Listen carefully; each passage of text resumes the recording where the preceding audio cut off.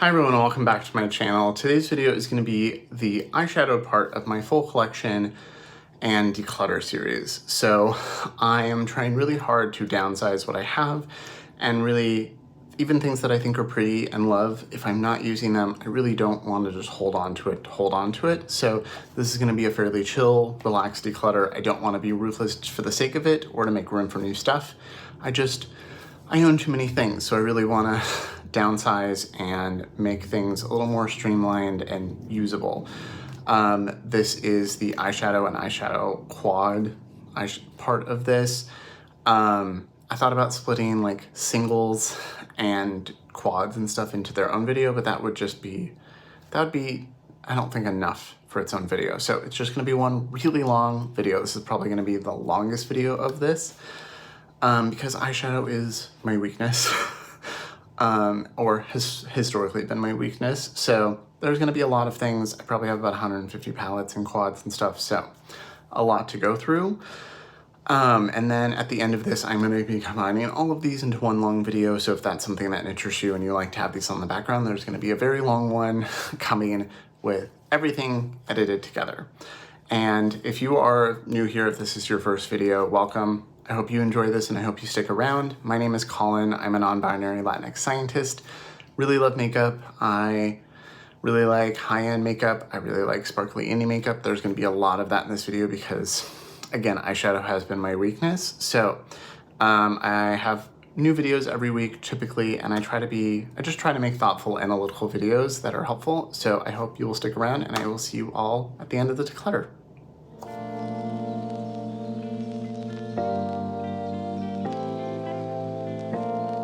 Okay, so welcome back to my table for another part of my declutter. This is going to be my eyeshadow and eyeliners because I don't know where else to put them, and eyeshadow sticks part of the video. I'm trying a new setup, so please let me know. I think this is gonna be better quality. It was kind of a pain to set up, so I hope this works. But this way I can show things off.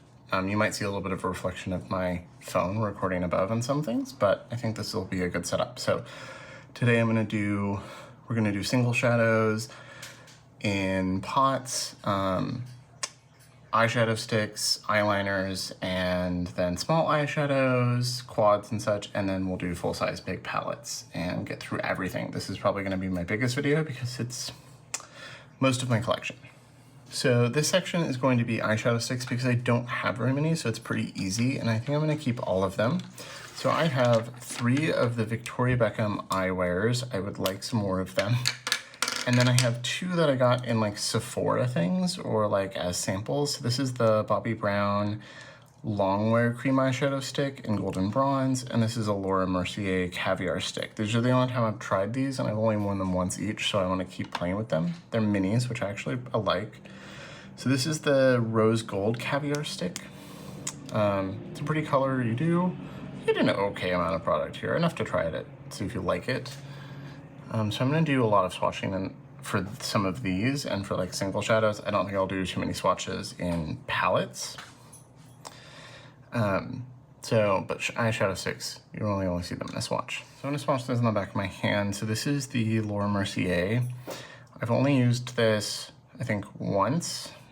So I don't know if I like the formula or if it lasts on my eyelids. So I do need to try that a few more times, but it's a pretty shade, and I don't think it's one I'd buy myself. But I can see this being a popular one, but I do want to wear it a couple times before I decide if I like the formula. So I know if it's a formula that works for me. This is the Bobbi Brown in Golden Bronze. This one, you get way more product in this one. They're way more generous in their sample size. Made in Italy, so this is Golden Bronze. I have worn this, I think, twice, and I do like this shade. I just need to make sure it doesn't just disappear on my eyelids like a lot of these kind of products. It's a really pretty color. I've tried some other eyeshadow sticks from like ColourPop and like drugstore ones at ColourPop and About Face and stuff, and they did not last on my eyelids. I have fairly oily eyelids and they did not work for me. These are the first ones that I've tried that I really found that actually last on me and I like. So this is the Victoria Beckham in Pecan. This is the one I bought to try. Really lovely brown. Can use as the base of a shadow or as a one and done. I think it works best if I use it as the base and put some powder over it, but really lovely formula. And this is the shade Shroom. And this is pretty. It doesn't pull as metallic on the eye. I think it looks better in a swatch than it does on the eye. It's not the shiniest, but it's still a pretty color. It's got that bit of a purple undertone to it, especially next to the golden bronze. But it does feel very similar to those. And then this is the shade Cornflower. And this is beautiful. I've worn this a bunch. And even with my oily eyelids, what I've loved this the most for is as just like a bold eyeliner. So just, it's a matte, so just drawing it on my eyelid, across the lashes, and it lasted all day. It didn't transfer up at all. It stayed put. Really lovely formula. So I will be keeping all of these, and I would be interested in getting more of them, especially the Victoria Beckham, but maybe the Bobbi Brown as well. I need to try it a few more times. Maybe get a matte one. Okay, so it's time to do eyeliner. So I have a lot of them. I have this little pencil thing, or a pencil holder full of them, and then I've got these right here. These are almost all being decluttered right here in front of me. I will start, this is not eyeliner itself, but this is related. So this is the Lethal Cosmetics Elixir mixing liquid. So this is supposed to mix with eyeshadows to make them more, like a mixing medium, mix them with eyeshadows, make them more metallic, all of that. And then they said you could use it to revive dried out eyeliners, but mine dried up itself. So like I only used this a handful of times and then it dried up, and it dried up before the expiration. So I think this has a 24-month shelf life, and I think mine dried up in less than a year. So I just wasn't able to use it. They did say like they would replace it, and I just didn't follow up with that. This is empty because it dried up, so that's going away.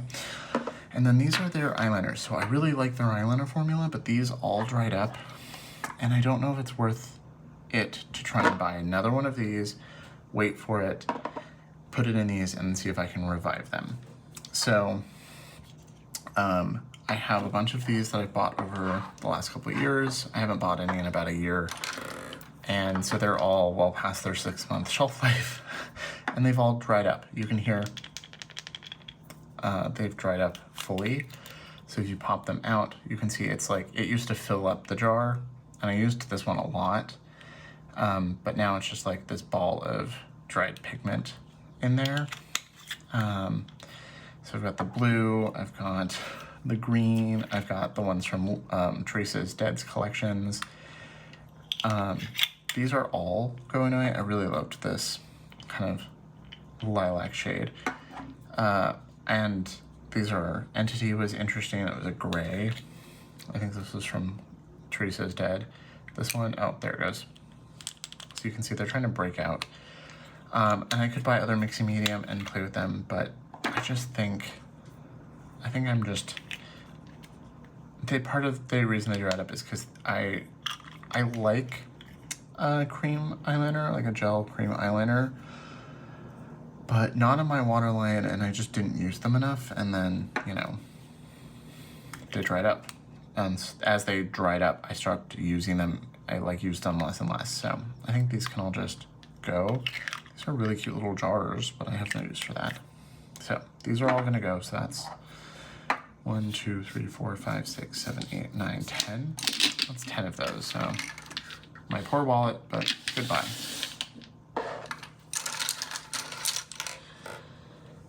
And part of the reason I'm not gonna try to fuss with saving those is I have all of these from Melt Cosmetics. And these are a formula I just like better. They're very creamy. They're almost a little too creamy when you first open them, but I really like these. I like this formula a lot more. So my most used is this one. This is Spliff, and this is a brown, and you can see I've used it a lot and it barely made a dent. It's very creamy. This is just as old as some of those. And this makes a nice brown eyeliner or a really nice cream base for a look. I've used it for that a lot for like a really smoky eye, so I'm just gonna stick with these. These are shades that I don't wear very often, but I got as a collection with their holiday collection one year. So this pink one, you can see it's starting to get away from the sides a little bit. It's a little stiff, but not too bad, and not like those. This gold one is really pretty. This one hasn't dried up at all. If I touch it, yeah, it's a little firm. They're a little, I think they're more of a usable consistency once they've dried up a little bit, because they're like overly creamy to start. Blue one. These are hard to wipe off, so I don't really want to swatch. They're very true to color, but you can see really beautiful. So then there's Calibri, metallic green, makes a really pretty eyeliner. This is Fortune. It was originally Fortuna, but then they changed the name because I think people couldn't say it. I don't know. I've got Cultura, really pretty ochre. And then these came out the Nightmare Before Christmas one, so these are a year old. So this is a really pretty pumpkin orange, like a burnt orange, and this is a really interesting like orange red duochrome. So I'm gonna keep these and get rid of the lethal ones. So my last one that's not a pen is from Ritual Defeat. This is one of their orbs in iron, and I've had this for a long time. It's a really pretty blood red shade. My problem is it just, no matter what I do, it doesn't really set, so it's kind of hard to use. But I think I'm still trying to figure out the best way to use this. And I didn't use it for like a year, and now I'm getting back to trying it, so we'll see. It might get decluttered, but for now, I'm gonna hold on to it. Okay, so these are all my pencil eyeliners, and I'm probably gonna get rid of some, but not all of them. So first, for sure, getting rid of this. This is one of the NYX Jumbo eye pencils. I got this because people said this would help with pastels to use as an eye base, but this is a terrible eye base. It's not opaque, it's not creamy.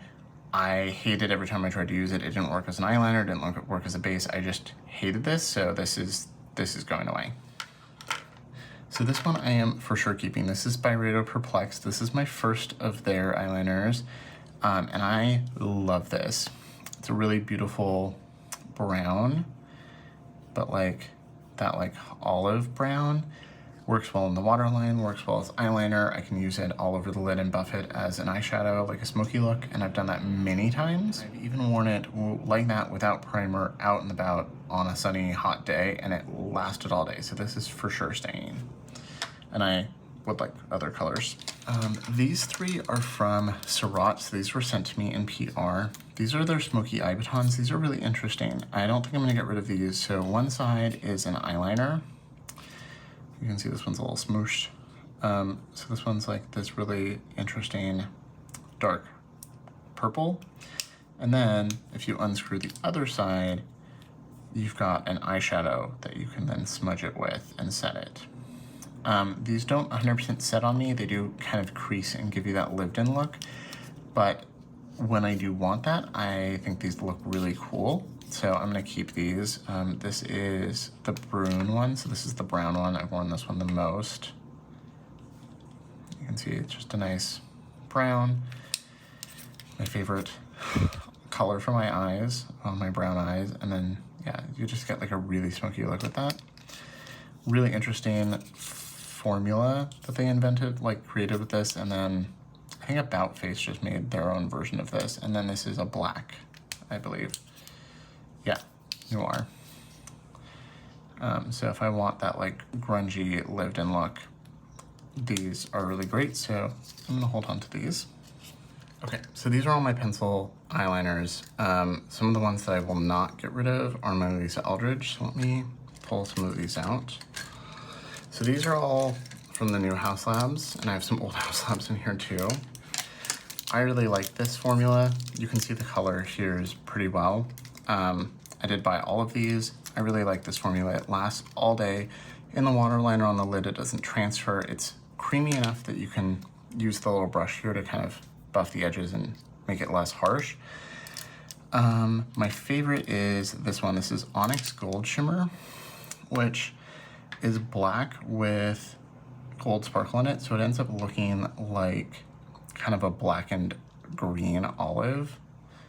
And when I wore it, someone thought it was the olive tone at Sephora. Like the Sephora manager thought it was the olive, but nope. This is the olive shimmer right next to it, which pulls kind of gray with silver sparkle. So I really like these.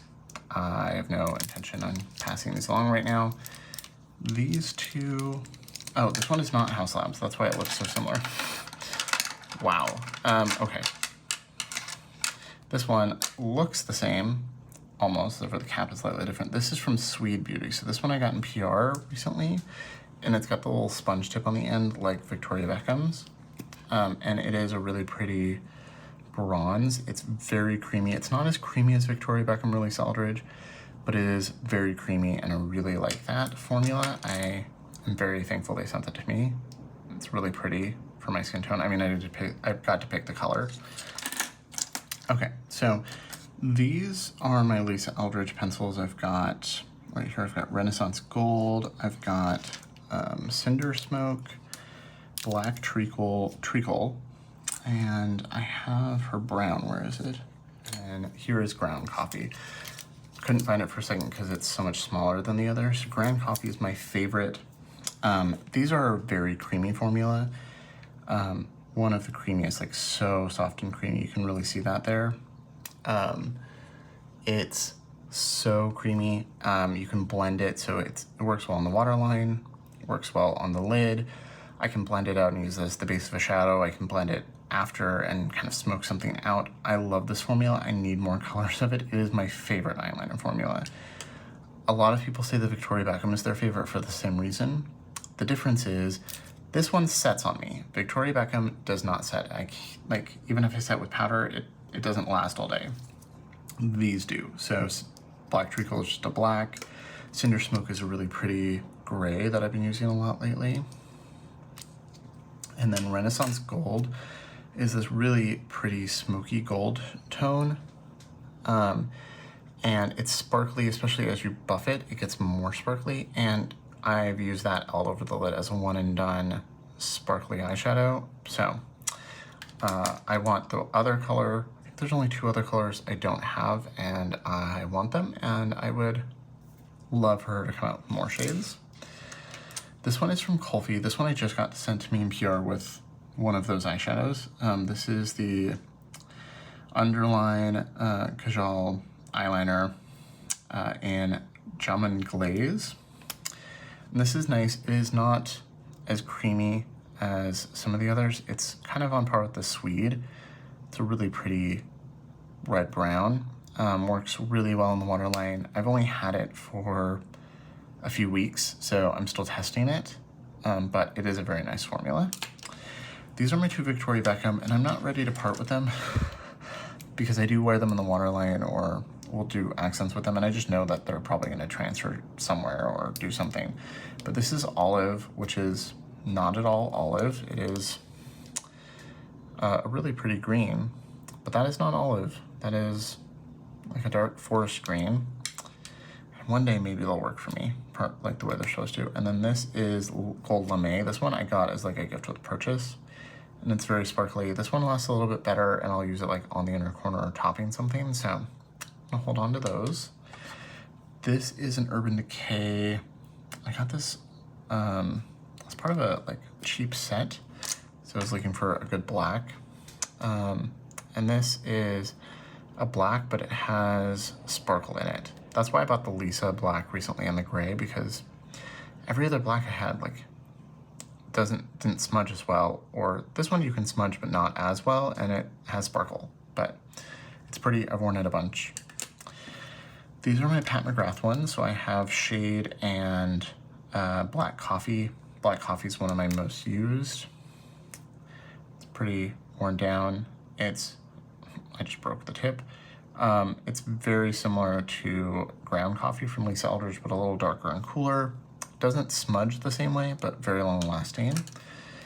And then the Shade is a nice taupe. It's not as gray as like that, but it's definitely taupe. Don't have another taupe. This is the one I have from MAC. It's one of the only things I own from MAC. And this is a green. I'm a sucker for green. And it is pretty.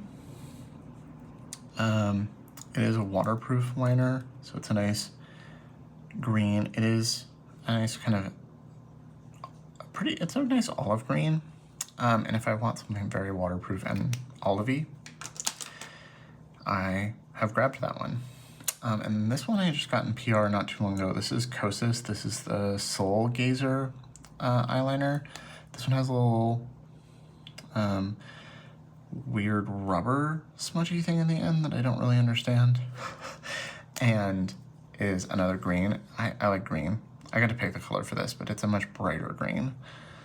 It's a little blue-green. I've only worn it twice, but so far it's been nice. It's pretty similar to the Kulfi. These are the ColourPop ones. I think these are all the ColourPop ones I have left. I used to wear these all the time. Part of the problem is these are all dried out, so like if I do that, it just falls out. And they've dried out, they're past their prime.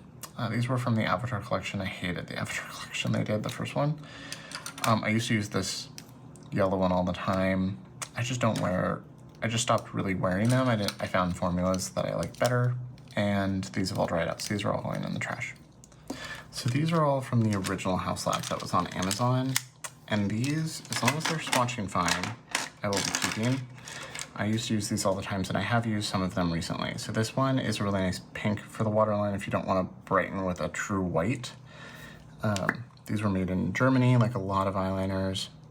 Yeah, they're not as creamy as some of these, but really nice. Really like these. They're really well sealed. Wow. Yeah, these are gonna stay. This is their original kohl eyeliner. So this one I've used a lot for smoky looks. But I don't think this lasted and like set as well as the Lisa Eldridge ones do, which is why I picked up the black and Lisa Eldridge. But yeah, these are all gonna stay. I just need to actually start using colorful eyeliner more. I used to use this one all the time. This was my go-to. This was Antique Rose. I used to wear that basically every day. So these are all gonna stay. So these are the last of the eyeliners. So I've got another couple ColourPop ones. I'm just gonna get rid of those. I have a couple from Melt. I really like the Melt Slick Waterline formula. This is really creamy. I got eyeliner on the table. This is really creamy like the Lisa Eldridge or Victoria Beckham. Way cheaper though. This is the olive shade. Really interesting tone. These are so creamy. Like this shade here is Apricot Cream, and I've used this under my eyes as like a concealer, like to help brighten another concealer, and it worked.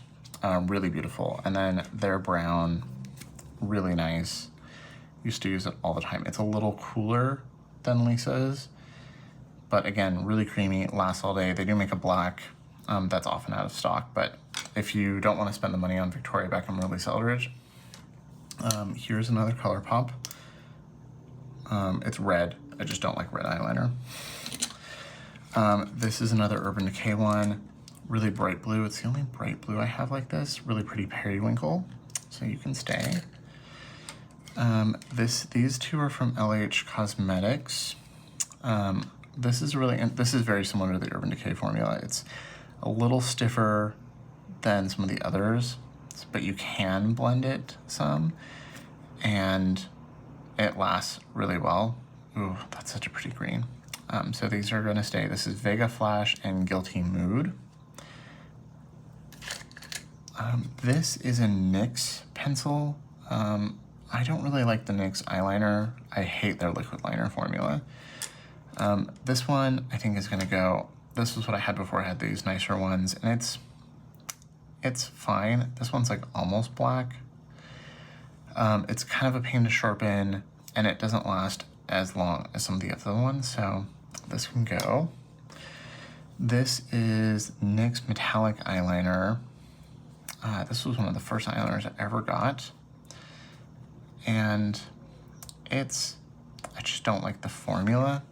I know some people are like, it's a great, cheap formula, works really well. I never found that it worked that well on my lids. This one is NYX and Cafe, and it's more of a traditional pencil. It's very dry. I do have some of the Makeup Forever pencils that are a lip liner, eyeliner. It's not a bad color. I might try this again. I haven't worn this in a long time. And it's because it's a little different from the other ones that I can blend out. No, I'm not gonna keep it. This is NYX Epic Wear in All Time Olive when I was in the hunt for an olive eyeliner and had less money. It's very metallic. It's okay.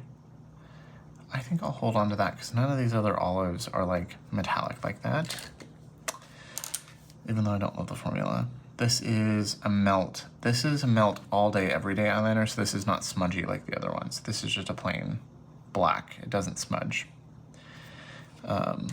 And then this is another one of my very first ones, Satin Blue. More of a pencil.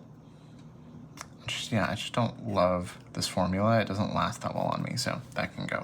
So I'm just basically down to Melt, Lisa Eldridge, Urban Decay, House Labs, LH Cosmetics, and then the couple like Kulfi, Swede, some of those, Pat McGrath. Okay, so that is now much better. And then these are all the pencil liners that are going away, basically just all my drugstore ones. So, but I got a good amount of them gone, so that's nice. Okay, so these are all of my liquid eyeshadows. I do have all of the ones from Florasis or Florasis as well, but I haven't opened all of them, so I haven't like moved them into this to decide which ones I'm keeping and giving away, even though I've had them for a couple months. But I did want to show these off quickly to show you what I have, since it is part of my eyeshadow collection. So first I have my two Lisa Eldridge liquid silk shadows. I have Gaia and Phoebe. Phoebe is like a skin tone shade, so if I want to just like put it on my lids for a no makeup look to like help myself look better without actually looking like there's anything there, I will do that, or I will use it as the base of a look. It's a nice eyeshadow primer, but you can see it's just a nice warm kind of golden shade. And then Gaia is just a warmer golden brown, really beautiful for a one and done or a base for a smokier look.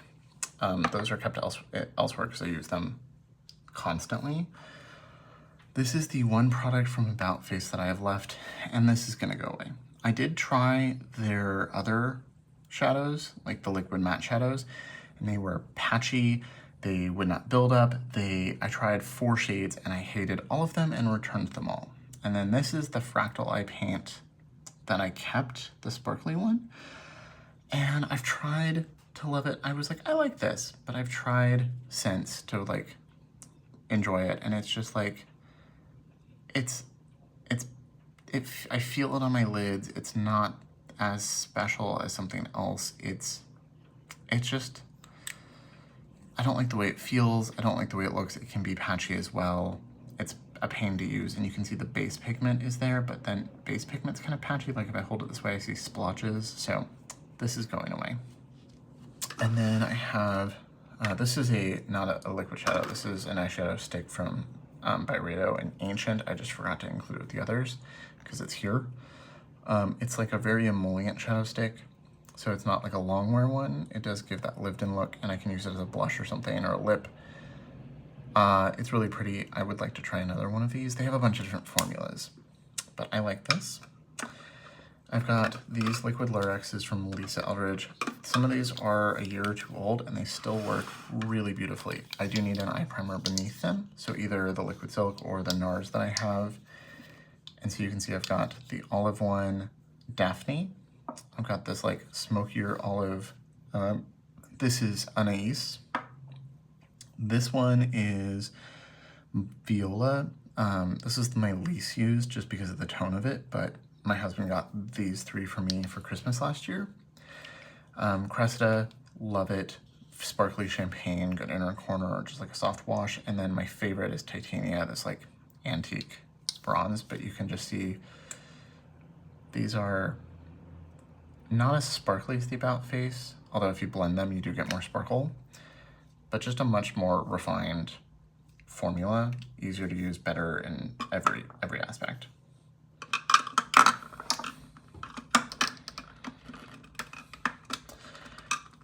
And then I have 2 from Pat McGrath. These are nice. I don't like them as much as the Lisa formula, but I've got the green and the platinum. They're pleasant to use. It's a very similar formula, but I prefer the Lisa Liquid Lyrics just a little bit more. So I haven't bought any more of these, but they are really nice. Then I have a bunch of the House Labs paints. So these are fairly quick drying. You can mix them, make your own shades. I really like these. And they also make really great eyeliners. Like when I'm going out for Pride or something and I want a white liner, a black liner, or a colorful liner and I want it to last all day, I will paint these on with a brush. They don't transfer, they last in the sweat, humidity, going to gay bar, like they're great. They do dry really quickly though. So you have to work quickly, but not, I don't think they dry too fast, but they dry pretty fast. These 3 are from Violette FR. These were sent to me in PR from the brand, and I am eternally grateful for that. I want to try more from them, but they knew my favorite color is blue, so they sent me all of their blues. And these are great. These also make a really great liquid liner. Like this is the matte blue. This is a really special blue. They also dry pretty quickly, so you have to work quickly, one eye at a time, and buff properly. But they're really beautiful. I love this one. This is a Twinkle one in Bleu de... That's not Minuit? I was like, that doesn't say Blue of Night, but you can see really, really pretty. And they last really long. I would definitely buy some more of these. And then these are both from Sydney Grace. I think these were both gifted to me from Kelly, Keep Beauty Real. I've heard that these go bad quickly, and I've only used them a handful of times. But they're okay. They're not my favorite liquid formula. You can see they're kind of thick and clumpy, so I think these are both safe to pass along. And then these are the Trixie Cosmetics ones. These are really affordable compared to all the other ones I've just shown. And these are great. I know my friend Nipur just got the newest ones in PR and did some content with them, so I would check those out if you want to see those new shades. These are really beautiful. I have 4 of them. I would like more. They're sparkly and beautiful, but they're thin and lightweight. You don't really feel them. And I like the other ones in here that I really like. Once they dry down, they're set, but they don't feel bad on the lid. So they're nice liner or topper shades. They're just really, that's a nice topper shade. They're just really pretty. They're the Stay the Night liquid eyeshadows. Totally worth checking out if you are in the market for these. I think they're great. Okay, so these are most of my single shadows that aren't in a magnetic palette. So like this one is a magnetic single that could go on a palette, but it came in its own component. So that's what all of this is. I do have some ColourPop Super Shock shadows that I've had for years because I don't buy ColourPop anymore. I will probably go through all of those and swatch them after this. But for now, these are the ones that I use pretty regularly and have with my eyeshadow palettes. So you can see right here, I also put the 2 Patrick Ta duos I have here. I'll talk about these first since they're right here and not in the bundle. So I have 2 of the Patrick Ta duos. This is Do You Know Who I Am? And this is Still at the Club. I think these are really pretty. I did a video on these. I have 0 regrets buying these. This one is pretty satin, but a really beautiful satin brown with some gold sparkle. This is a really beautiful wet effect, kind of cool purpley brown. Really love these. I don't think this is a formula for everyone, but I really like it. These are the only 2 I really wanted, so I'm good. Also, I've seen there's some controversy around Patrick not paying people and stuff, so I'm glad I have these. I think they're really beautiful. And then this is Do You Know Who I Am, which is the gold one. So this one is more of a true yellow gold and is very sparkly and very pretty. I will show these off so you can see. Here's the satin and here's the sparkle. So you can see the satin is very satin. And the sparkly is a really beautiful wet effect sparkle. You might hear Bean. She suddenly decided to sniff around my feet and investigate what I'm doing. So you'll probably hear dog sniffs. And then this is the gold one. This is more of a brown gold. This is my favorite of the two, but I do like both. And I wore this to, I think I wore this one to my holiday party the other day. So a little bit of a drier formula. This one's a little less dry. Really pretty.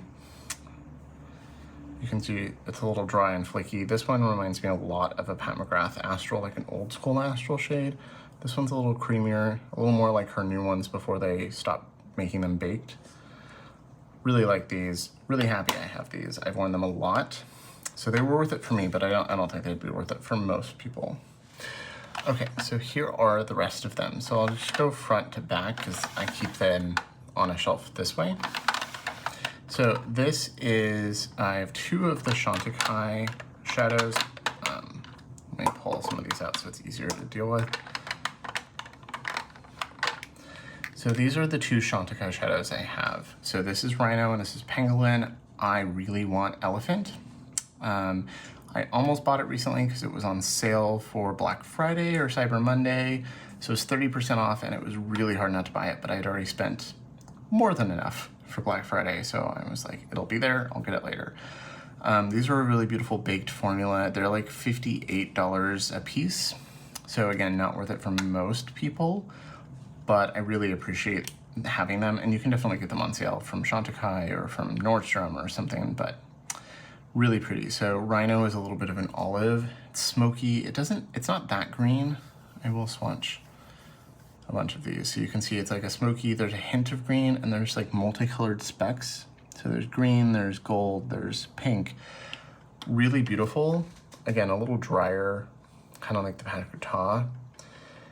Love this as a one and done smoky, maybe over a single matte.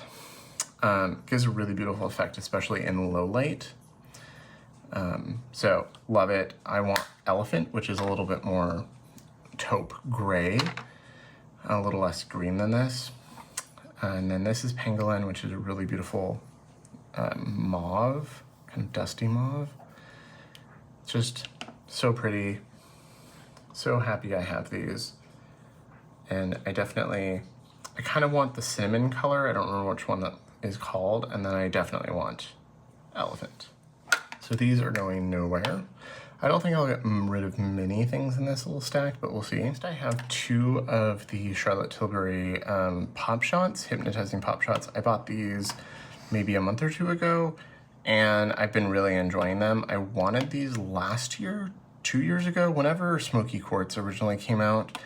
I wanted it, but I didn't want to buy it. I didn't want to spend that much money on it. And now that I have things like this, I was like, whatever, I'm doing it. They brought them back. So this is Smoky Quartz. The packaging's cute, it stands out, really beautiful color, really pretty smoky, taupey color. And you can see how much more green Rhino looks once you put it down. There's like that warm base with the cool sparkle. Really love it. Have zero regrets picking that up. I'm gonna move those off to the side because I keep smacking it. And then this is Emerald Eyes. There was a couple other ones that I thought about buying, but they looked like exact dupes for shades I have in one of my Isam palettes, so I didn't feel like spending $30 on a duplicate. But Emerald Eyes, I just had to try. And it's really pretty. It's not, I've only worn it twice. I've worn Smoky Quartz a bunch of times, like at least 10 times already, but Emerald Eyes is really pretty. I love this kind of formula. And then I have 4 of the Victoria Beckham lid lusters. She just came out with an emerald version and I want it. I also really wish I could get the black, like charcoal one, It's not on the website anymore, so I don't know if it's been discontinued, but I would love to have it.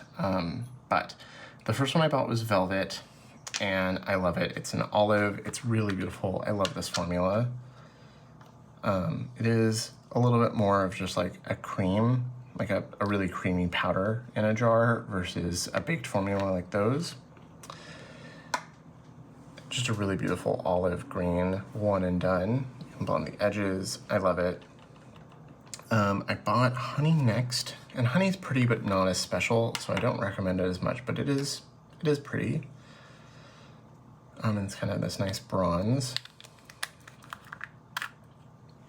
Table's gonna be a mess after this, but you can see as I swatch it next to it, it's a little smoother. It's a pretty bronze color, and it looks nice on the eyes, but it's not as special as these. It feels more just like a regular shadow that you'd find in a lot of palettes. And then last year I bought Mink, and Mink has become my most used of these. Really beautiful color. It's one of her most popular, and I can see why. It's a perfect smoky one and done. And it's dark, it's smoky, it's got a lot of sparkle and dimension to it.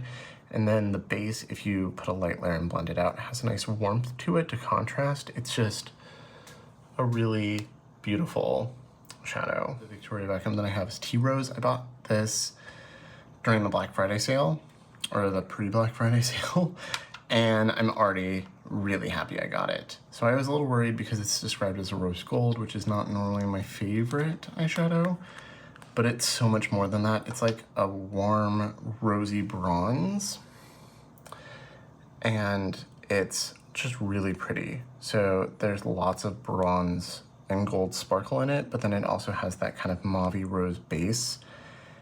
A lot of multi-dimensional sparkle. I see pink, I see green, I see gold, I see bronze, and you can just kind of see how Honey is pretty, but like really flat in comparison. So really happy I finally picked up Tea Rose. I think, yeah, I really want the new emerald one.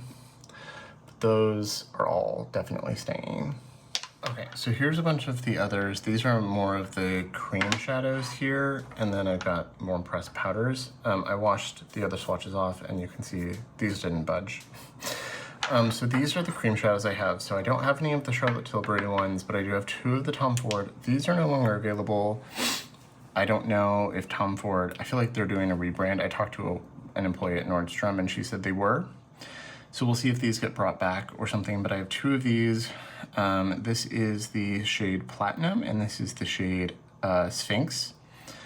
I think this one Jamila got for me at a CCO. She texted me that they had it and it was cheap, and so she sent that to me. And then this one I don't remember where I got, but Platinum is the one that I wanted the most. These are a really beautiful cream formula. I do have to wear a primer with these, but with a primer they still last pretty well. And Platinum is just a really beautiful kind of mush, like taupey shade. You can see there's a bit of warmth when you blend it out, but it's really pretty. It pairs really nicely with Mink and with some of these others. It's a really pretty color, and it is like that like satin sheen. And then Sphinx, this is a really pretty duochrome. I have powder duochromes like this, but it's a really pretty elegant formula for the color. So it's that like peach, pink, gold shift. Really pretty.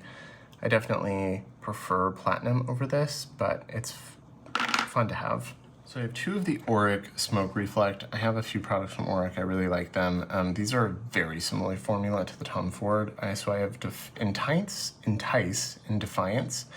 They also have like a smoky charcoal color that I have wanted. But these are like, not these Tom Ford, but Tom Ford also had ones that had a sparkly topper on it, and these are very similar to that. So this is a nice green cream. It feels a little stiffer than these Tom Fords. And then there's the sparkly top coat here. This one is more of a white gold.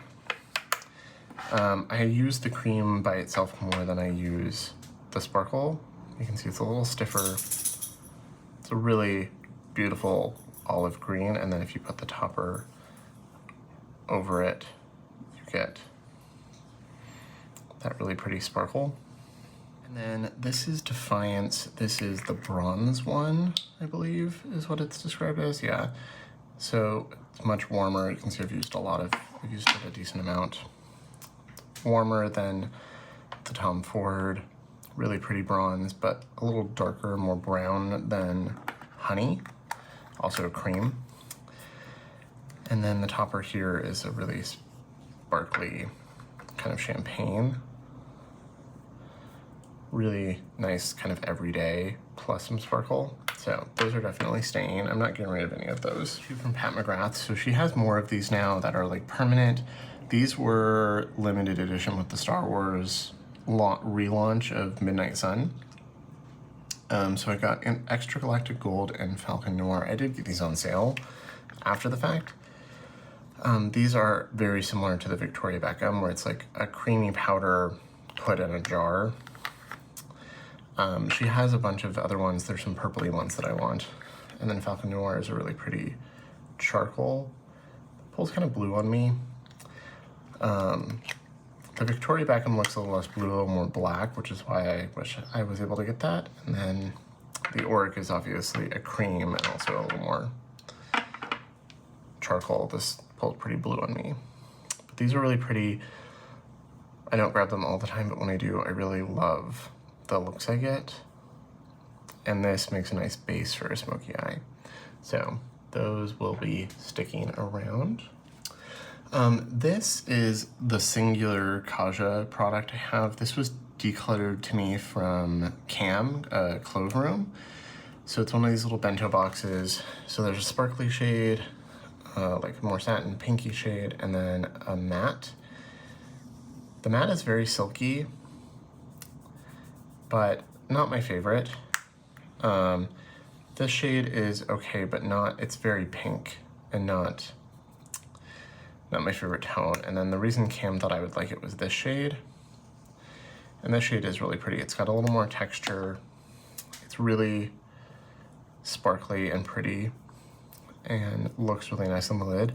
But I don't need to keep this. I think I know someone who would get more use out of this, the colors of this, than I will. So this is going to get passed along. This is my only eye set from Ritual Defeat. So this is the shade Olivine. This was a collaboration with my friend Andromeda on Instagram. And it is a really beautiful olive cream shadow. It does kind of crease on me even with primer, but in a really like pretty lived-in look. I really like this. And I feel like once it creased, it tapped out easily and also just kind of lasted all day in that kind of crease state. So I definitely want to try some more of these. It's a really pretty formula. Very sparkly. A little less base pigment than some of these, but a lot more sparkle and gives kind of that lived-in, grungy, wet sparkle to the lid, which I really love. So I will be keeping that. And there's a little bit on the back of this hand too by accident. And then before I go wash up, again, these are the Moon Dust shadows that I have. I also have a little palette of them. Love this formula. These are $24 a piece, but if you get them on sale, I definitely, even at $24, I still really love them. So this is the iconic Space Cowboy. I can tell, looking at them, it's very firmly pressed. It gives you that wet sheen of a sparkle. So it's got like a mild peach base with a wet sheen. I think on a lighter skin tone, it is more, you might see the base pigment more. It's a little pale on me, on my eyes, but it's so pretty. Very subtle. And then, but in a really beautiful way, like a subtle wet. And then this is Wild Dipper. I almost said Wet Dipper. This one is a little bolder, and it doesn't have the difference in undertone between like the warm base and the cool sparkle. It's just kind of warm all throughout. So it does give a really shiny, wet, glossy look, but it's not the same gloss that you get from the difference in Space Cowboy. This one is Cosmic Craze. This one is a little more pink, like a little more cranberry. And it's got just enough red and some extra sparkle that I have worn it a couple times, a handful of times, and I have really enjoyed it, but it's not a color I'm gonna reach for often. But I also don't feel like the need to give it away. If I don't use it that much in the next year, I would give it to my best friend because I think she'd get a good use out of it, but for now I'm gonna keep it. And then this is Lithium. I love Lithium. They briefly brought back Diamond Dogs, which is a different brown, and I wish I would have been able to get that because it was a little bit more chocolate brown, but I love this. This is my most used. It's so shiny and so wet. It's got that warm brown base with this kind of almost green sheen to it. Love it. It is my most used, and I will always want. So I will always want that in my collection. Little stack. These just will not come off. Actually, the Laura Mercier is coming off easier than the others. So I've got a few from Surratt, and then a couple other random ones. So these three are their souffled shadows, which these Surratt ones were all sent to me in PR. I don't think I mentioned, but everything else here I've purchased so far. These I bought, or these things right here I got in PR. So these are their version of the cream shadow with the sparkly topper. They're little bento things. So these are the prismatique eyes. So the sparkly topper slides out like this, and then the cream is here. So this is like a taupey, a gray lavender cream base, really pretty. A little stiffer formula, so very long lasting, and then this really sparkly, like lilac-y shade. Really pretty, very happy that they sent these to me. They have a green one of these that I've almost bought many times. And then this one is Neutral Eyes, and this one I dropped and broke. So you can see here's that hinge, so the hinge broke off. So you've got this peachy gold, kind of a powder version of that Tom Ford, and then this is a nice chocolate brown, and I've used it a lot, so you can kind of see that. I'm really sad I broke this, but I don't want to spend the money to buy a backup just because of that, since it still technically works. So if they ever send me another one, I would use that, but for now, I've just got my sad little broken one, and I am very careful with them now. If you're new here or didn't know, I'm 6'2", so when I drop something from like up high, it has a long way to drop. And then these are the souffle eyeshadows. I adore these. They sent me these in PR before they even launched, and I was really excited about that. So this is Ciel d'Or, and these are a really interesting formula. So they're like a mousse jello-y consistency, and they're water-based, but they somehow last all day anyway. So like when you touch it, they're all squishy, and they kind of feel like a putty toy from the 90s. And it doesn't look like you're doing anything, but then you get shadow, and it's really pretty. You can do like a sheer wash of it, or you can really build it up, because they build on themselves. And then like once it sets, it is set, and it lasts all day, even without primer on my oily lids. So they have a couple more. I think there are 6 shades, and they let me pick 3. And I would happily get 1 or 2 more of them. And then this is Gris Dew. This is my most used of these. It's this really pretty bronzy brown. Unsurprising if you haven't noticed a pattern. I have a type color-wise, and you'll see that as we go through some shadows later too. Especially in the last 2 years, my preferences have changed from like bright blue, bold, sparkly colors to this. And then this last one is Matin Vert, which is a green, my other favorite. So if you couldn't tell, I love browns, bronze, and green.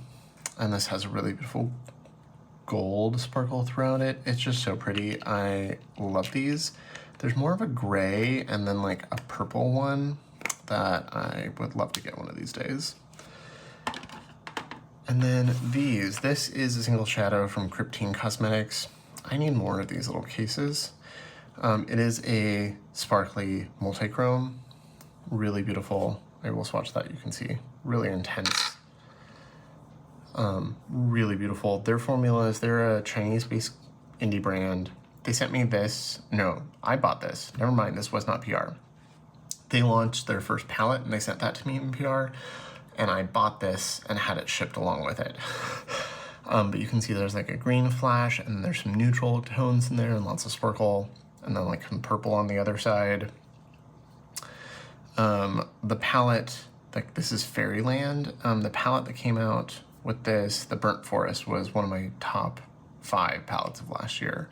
They've launched some really pretty stuff this year, but I didn't get it in PR and I didn't pick it up. One of them was more monochromatic purple, one was more monochromatic blue, and it was like, I would use these if I had them, but I don't feel the urge to buy them because they're so monochromatic. But really exciting brand that I think more people should check out. And then this is technically a highlighter from Clionadh. So this was part of their first collaboration with Emily Violet Marie. They just did one with my friend Millie of Bad to the Brow.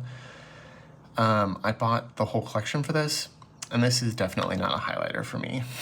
I have tried this on my face. One, it's a big pan, but I've tried this on my face. This is not something I would ever wear as a highlight, even to like maybe a festival, like a very certain festival, but it's got a strong pink, like bubblegum pink to green to gold to other stuff. Like it's very shiny, very metallic. It's even way more shiny and metallic than any of these things. Like that's just not a highlighter to me. But that's why it's here. So this is Tropico, really pretty eyeshadow, not a highlight. So to finish off my potted single shadows, I have a bunch of ColourPop Super Shock. So I don't buy from ColourPop anymore, but I did really enjoy these. These were one of the few products that I did really like from them. And I have a lot of these. So I also have some from Colfi, so I'm gonna pull those out too.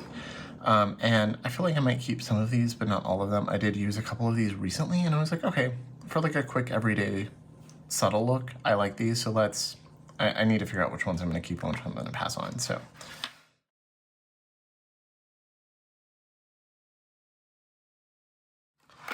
Okay, so this is all of them. I'm gonna scoot these over to the side and we can do the non-ColourPop stuff first.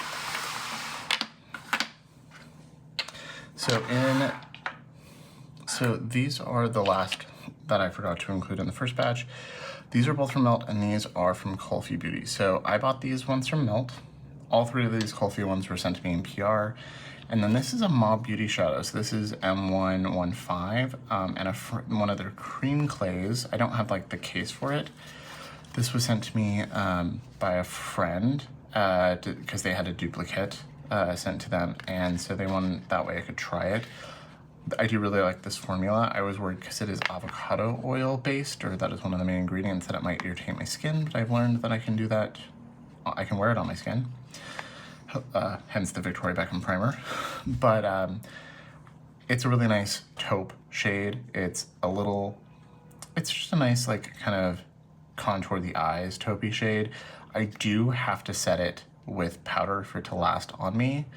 So I'm still playing with it to decide if I'm gonna buy more. I really do want to try more from Mob Beauty. I really want the Southern Goth collection, but I just need to use this one a little bit more as like the base of looks before I fork out the money for the rest, because I do have oily eyelids and I want to make sure things last on me all day. But that is going nowhere. These are both Melt from the Nightmare Before Christmas collection that they did last year.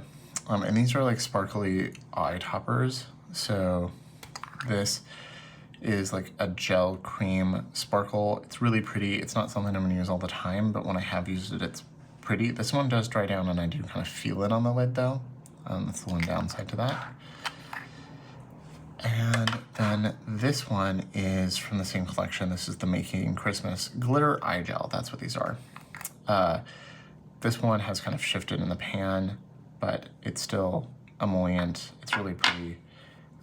It does add just a really nice sparkle. You can really get opaque with this if you want. So this is gonna stick around. And then these are the three I have from Kulfi. So I've wanted to try these Zarya eyes for a long time, and I still kind of want bronze brocade. They added me to their PR list this year and sent me a few things. This is my favorite of these. This is Plum Pakia, and it is just really beautiful. These are kind of a weird gel mousse formula, like the ColourPop, I don't remember what it's called right now, Jelly Munch, but these are different, but that's the closest thing I felt to it. And this is just a really beautiful, creamy, purple, like really nice neutral purple. So I'll put it here. And it's just so pretty on the eyes. And these are opaque, dry down relatively quickly. And even with that eye primer on my oily lids last all day. So this is like a really nice one and done. So that is for sure staying. This one they just sent to me. I don't think this was part of the original two. I think this is Sona is the other one they sent originally. This is Sitar Sparkles. This one I have not worn on the lid yet. No, I did once. It's also pretty. I like Plum Pakia better because this is a little red and it's just kind of that cranberry red. There's like a really beautiful sheen to it. It's just not a color I'm gonna wear very often. But I do really want to try bronze brocade because if it's like these formulas, I'm going to enjoy it as a bronze color. And then Sona is their first sparkly version. And I have mixed feelings. This one's harder to use. So these are really smooth, really easy. This one, if I use a fluffier brush and kind of put it over things lightly, it adds a beautiful sparkle that lasts all day. But as you can kind of see, it's a little clumpy there. There's like some texture. It looks a little flaky. It's very easy to get too much of this one. And then it makes my lids look really textured and weird, which they're not really textured in the first place. So I think if you do a really light layer and really kind of shear it out, it's just a really reflective, really beautiful sparkle. But if you layer it up too much or get too thick of a layer in the first pass, then it makes my eyes look weird. So I like it. It's not my favorite, but I think it's really beautiful when it works right. And then before we do the Super Shocks, I have one Jelly Munch from ColourPop. This is from the Star Wars collection. This might be dried out, so let's just see before I go wash my hands. This is Astromech. And let's see if this has dried out. Yeah, that is rock hard. There are ways to revive these. My friend Amanda, Makeup Just for Fun, has like a whole playlist on how to revive these kind of products. I didn't love it enough to really do that, so I think I'm just gonna toss this or give it away. So that's gonna go. Okay, so here are all my Super Shocks. I definitely can see some that I already can probably get rid of, like this one here.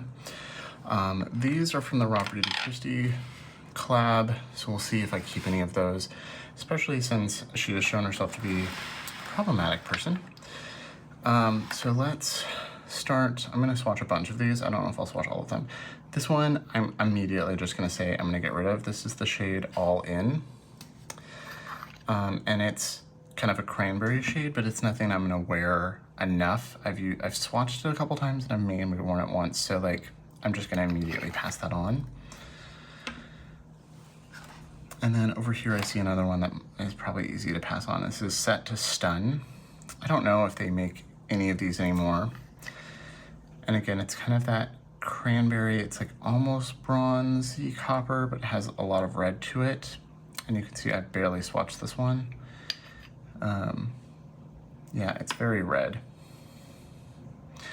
And it is still pretty, but I just, as someone who, I've just never really gravitated towards red eyeshadow, so why hold on to something like this that's just taking up space? Okay, so this one is from the Princess collection. This is a Tiana one. and it's a really pretty mint green. I'll lightly swatch that. It has a little bit more texture to it. I don't know how I got this one specifically. And it's okay, but I don't really like a pale mint like this that much. And I don't love the texture of that one, so that one's gonna get passed on as well. This one I think I will keep. This one is Moonwalk. I used to wear this one all the time. Somehow there's still a lot left. And I did try this one again recently, and it was pretty. I definitely have singles and indie shades that are way better than this, but it's a really easy, subtle way of doing it where it has the warm base and the gold sheen. So if I'm like in a hurry or I want to take this to work and throw it on there with my finger, I can. And so I'm going to hold on to that one. These are two from like when I first started buying ColourPop. I don't remember what collection this was. It was all sunflowers. So this one is a really yellow gold. I have lots of other yellow golds. I don't need this one. I'm just gonna immediately, yeah, that can go. And this was Flower. This is the shade Flower Child. This one I wore way more. And it's a pretty kind of warm champagne. I'll put that there until I try some of these other champagne. This one I'm immediately gonna say can go. This is the shade Birthday Wish, and it's like an iridescent pink. And as you were watching the video, you can tell that's just not a shade that I enjoy. I did appreciate ColourPop at the time for helping me kind of figure out what colors I liked and textures and stuff like that. But the way they launch so much, discontinue things, rebrand things, and then like some of the, I just don't like the quality, don't like them as ethically, so this can go. This is from the Animal Crossing collection that they did. I think it was the only thing from that I got. That looks very sparkly. I think I'm gonna keep this one. Love Animal Crossing, although I haven't played in a long time, so my villagers are probably all left. So it's sparkly, a little more textured than the others, not as smooth, but it is pretty. And I do really like Animal Crossing, so I think that's gonna stay here as a maybe. This one is Lady Bird. It's another kind of champagne shade. Put it right here. It's very icy, but does add a nice sparkle. But I don't really go for that icy of a sparkle very often, so it's gonna go in the maybes. This one I have pan in. This is Amaze. I used to wear this all the time, as you can see by the divot. And it's got more peach to it. Yeah, I'll hold on to that one. And then got, this one looks like a pink blue. This is Frog. I'm just gonna keep here. Yeah, that is pink base with a icy blue shift. That can go away. You can see why other people would like that. It does have that kind of wet effect, but the pink base is just not something I'm gonna really gravitate towards. These are both more champagne tones. This is Mycelium. And this one is Olympic. Very different textures for those. So I'll do Mycelium, Olympic. That one's Mycelium, this one's Olympic. They're okay. The texture is fine. If I'm gonna keep one of these more champagne-y sparkly things, I'm gonna keep Animal Crossing, so I think these can both go. This one, looking at it right away, I think can go. This is Party of 5. I bought this one because people said it was really great, but I was, listening to people who are a very different skin tone than me. And it's kind of plum base with a bit of a blue sheen. And it's very pink. Yeah, that can go as well. I think a bunch of these I did get at like Ulta, like at a discount. Like there was one time I went and they had a bunch that I'd heard about and they were all like $2, so I just bought them all. These are both more purpley tones. I think I'll keep these if they still swatch okay. Not that I need them. And there's ways to revive dried up ones of these. Like I said, my friend Amanda has videos. They're okay. I could layer them up. Nah, those can go. This is Like a Moss. This is very similar to Moonwalk.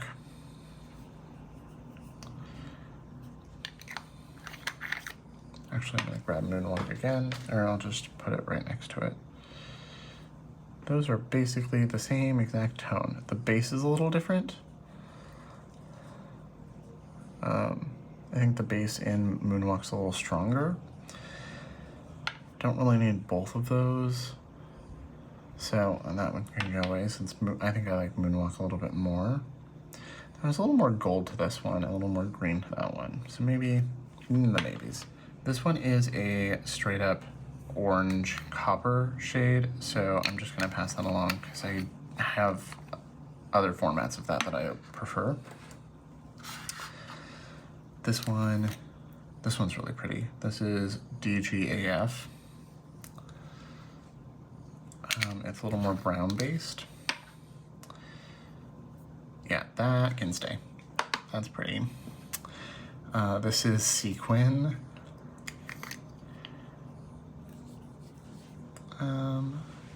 That can go.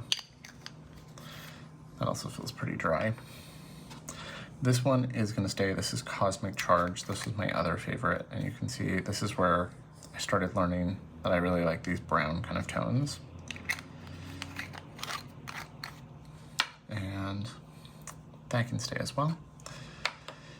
And then this is Prickly Pear. That's fine. It's fine. It does have a little bit of color to it. And then this is Deep Dive. Ugh. Another brownie one. A little more texture.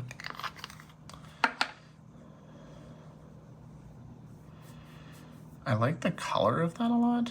The formula is fine, and I have other one and done browns that I like more, so that can go away. And I think, let's see, I'm gonna do one more swatch of this.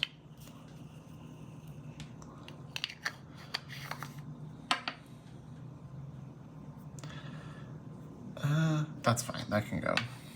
And then Ladybird, I think this one's gonna go. I'm making these really dirty. Yeah, that can go, and I think this one can go too. So I'm keeping 1, 2, 3, 4, 5 of them and getting rid of all of these. I think that's successful. This one is trash because it's dried up, but someone might want some of these. So now it's time for small palettes. This is gonna be quads. There's some 6 pans in here. It's just like things that were generally smaller. I definitely have some 9 pans that are small and big, but this is generally quads and things around that size. I'm not sure what I'll get rid of here, if anything. I've really grown to love quads and small things, so that's kind of what I've been gravitating towards in the last year. As you'll see, it's a lot of luxury products, but let's go through them. So first, this stack, these are all live together in my, in a little drawer, or a little something similar to the single shadows that I had. So these are both from Surratt. These were both sent to me in PR. So this is the Beyond Beige Quad. Absolutely love this. I've traveled with this a bunch. It's my go-to if I don't know what else to use. I throw this satin matte all over. Use this to deepen it up. And then there's like this satin sheen here. This is a nice inner corner shade. I will often use this with like a sparkly shadow from something else or like a single on top. I love this. This is my default neutral product. Love this. The formula, it's a Japanese slurry formula, so it's really silky. It just kind of melts into the skin. I know Hope Mess Tom has oily eyelids as well, and they have some longevity issues with these. I don't. I use an eye primer underneath the NARS, the same they use, and they last all day on me, and I love them. This retails for like $100, and I didn't pay for it, obviously. I was sent it, and I do have a code with Surratt, but I probably would buy this myself if I went through it, so I love that. And then this is a collection of singles they sent me. So this is their eyeshadow base in black, which is kind of like a sticky putty. Works really well to make a nice smoky eye. And then these are iridescent shimmers. I don't remember what shades they are, but I don't know if they might be discontinuing these, but they're really, really lovely. They're not going to give you as much sparkle and intensity as like a Terra Moons or a Cleona iridescent, but they are really uniformly pearled, like really finely milled, really refined, really beautiful. So if you wanted that like iridescent fun, but you didn't want as much intense sparkle and texture as some indie shadows, I think these are a really lovely formula. So I will be keeping both of those for sure.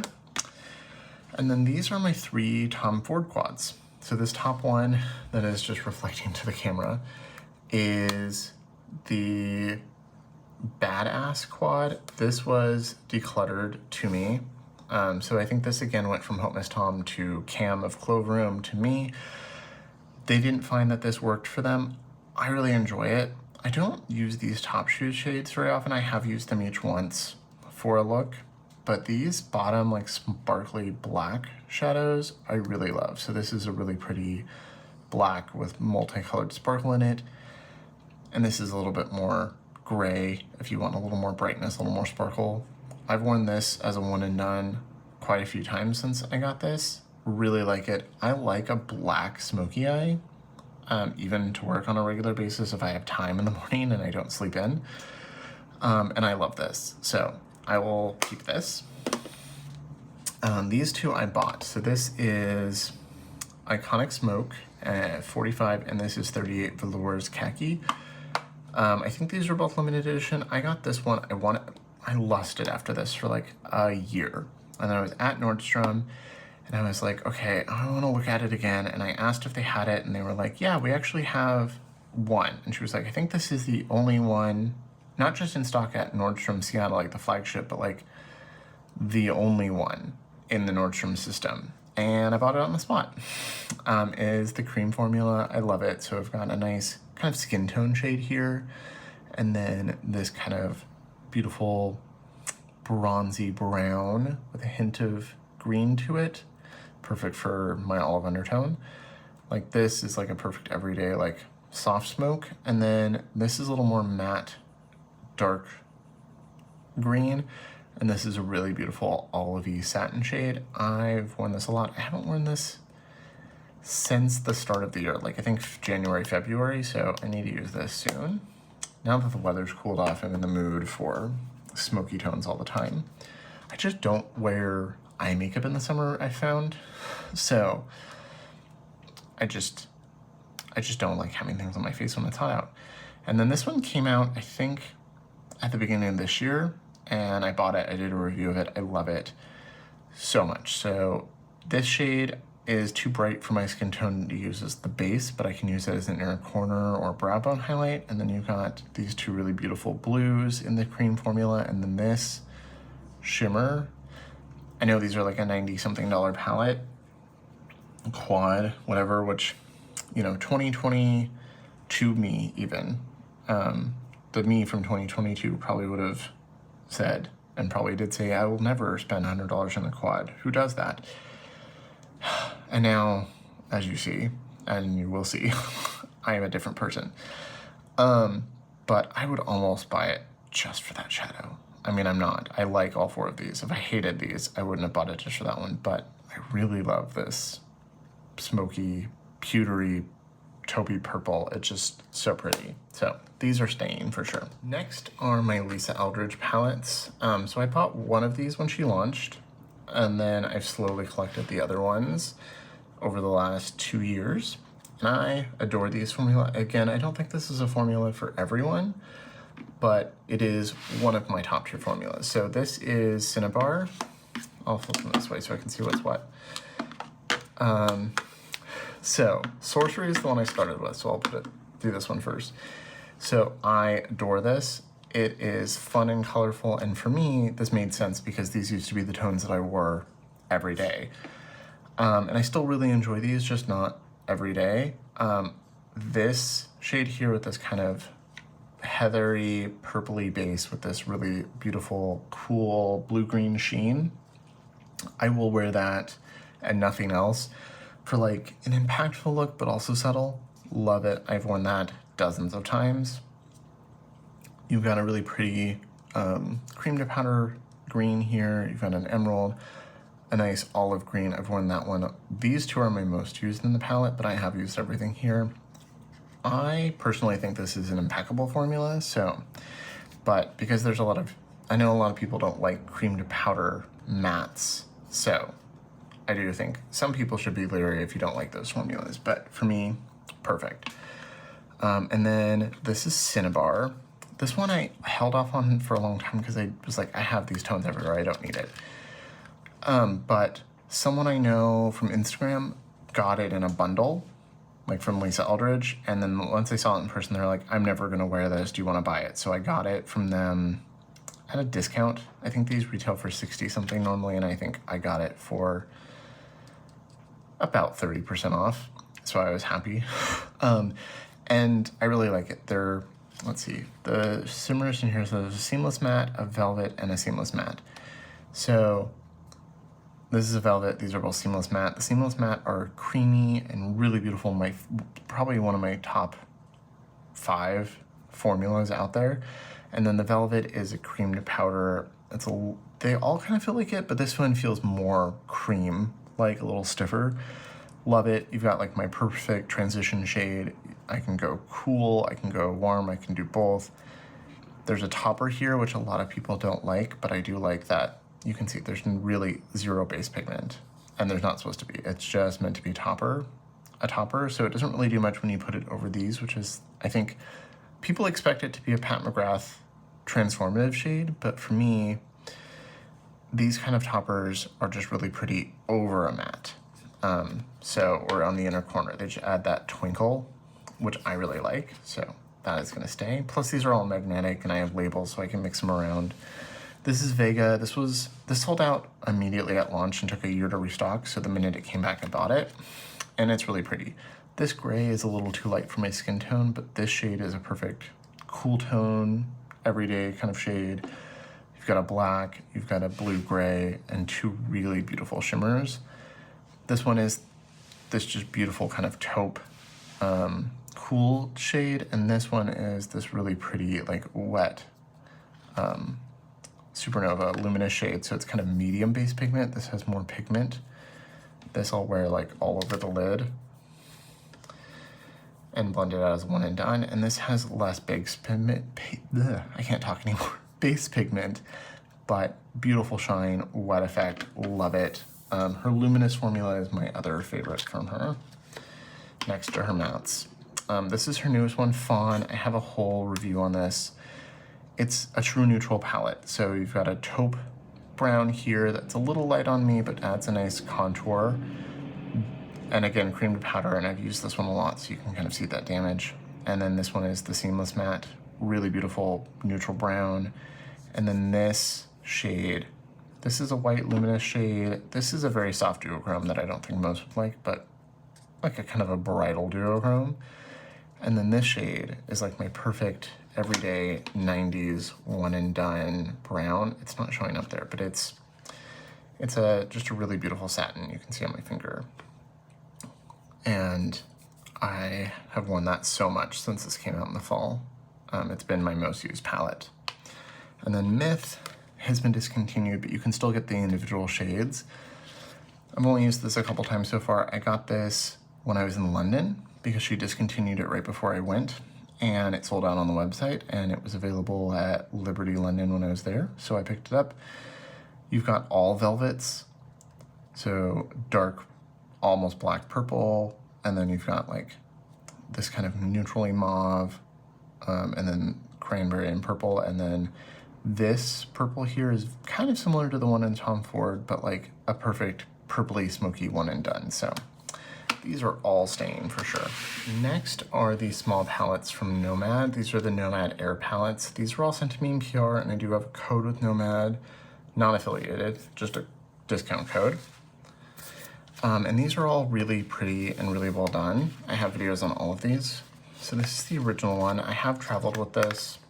It is, I kept them all in the boxes, which makes, I'm really bad at opening boxes. This I've traveled with, it's really pretty. So you've got a light, a medium, a dark, doesn't go too dark, really nice brown shimmer. As you can see, I like a brown shimmer, sparkly gold and a rose gold. I really like this. I've traveled with this a lot, but I think I am gonna pass this along. I've never decluttered a Nomad palette before.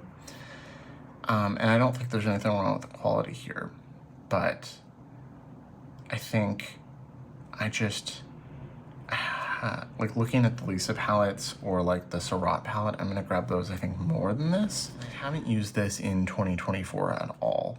So while there's nothing wrong with it and it's really pretty, I don't really use these two shimmers. So it's basically like these three mattes and this shimmer. Oh, that shimmer is really pretty. It's like that like brown, but then it's got the purple sparkles in it. This is gonna go in my maybe pile. So this is maybe getting passed on. I don't need to keep a quad for a single shimmer. So I think I'm gonna pass it on, but it's really hard to part with that shimmer. So we'll see, it's going in the maybes. And then these three came out, I think this year, as an expansion of that. So you've got a cool toned, a green, and a red. So these are all themed after different airports. So this is Oslo. This is a really beautiful cool tone palette. So you've got kind of a gray, a very pale gray that I'm not gonna really use for the inner corner, more of a gray taupe, brown taupe, and then really beautiful, two really beautiful shimmers, and then this dark shade. This is kind of a, not a dupe, but like similar vibes to Vega, especially with these shimmers.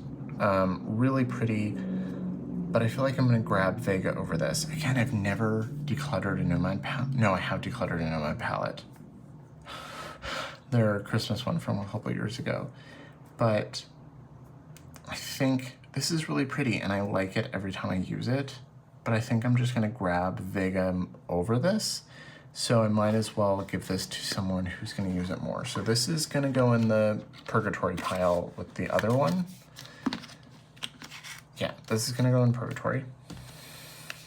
This is the Canadian Rockies palette, and it's a really nice green. So you've got 4 green mattes, more olivey green, and then more blue green, and then 2 really pretty shimmers. I will keep this one. I love greens. It's a small little green palette. I'm generally not a fan of monochromatic palettes, but this one for sure I think is gonna stay. And then this is the Abu Dhabi one, and this is pretty, but I don't reach for these tones. So you've got a pale cream, kind of a pinky peach, a red matte, and then this like orangey matte, Spice Market, and then more of an orangey bronze and more of a rose gold. And it's just very warm. And I think if I'm gonna reach for these kind of shimmers, like these color shimmers and these tones, I'm gonna grab Cinnabar over this, which is a little more neutral, a little less red than this. So I think this one is gonna go to someone who will use these tones more than me.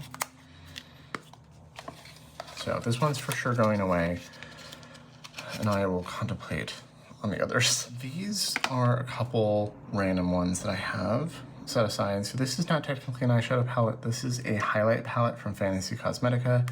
I got this in PR, and I do have a code with them, an affiliate code.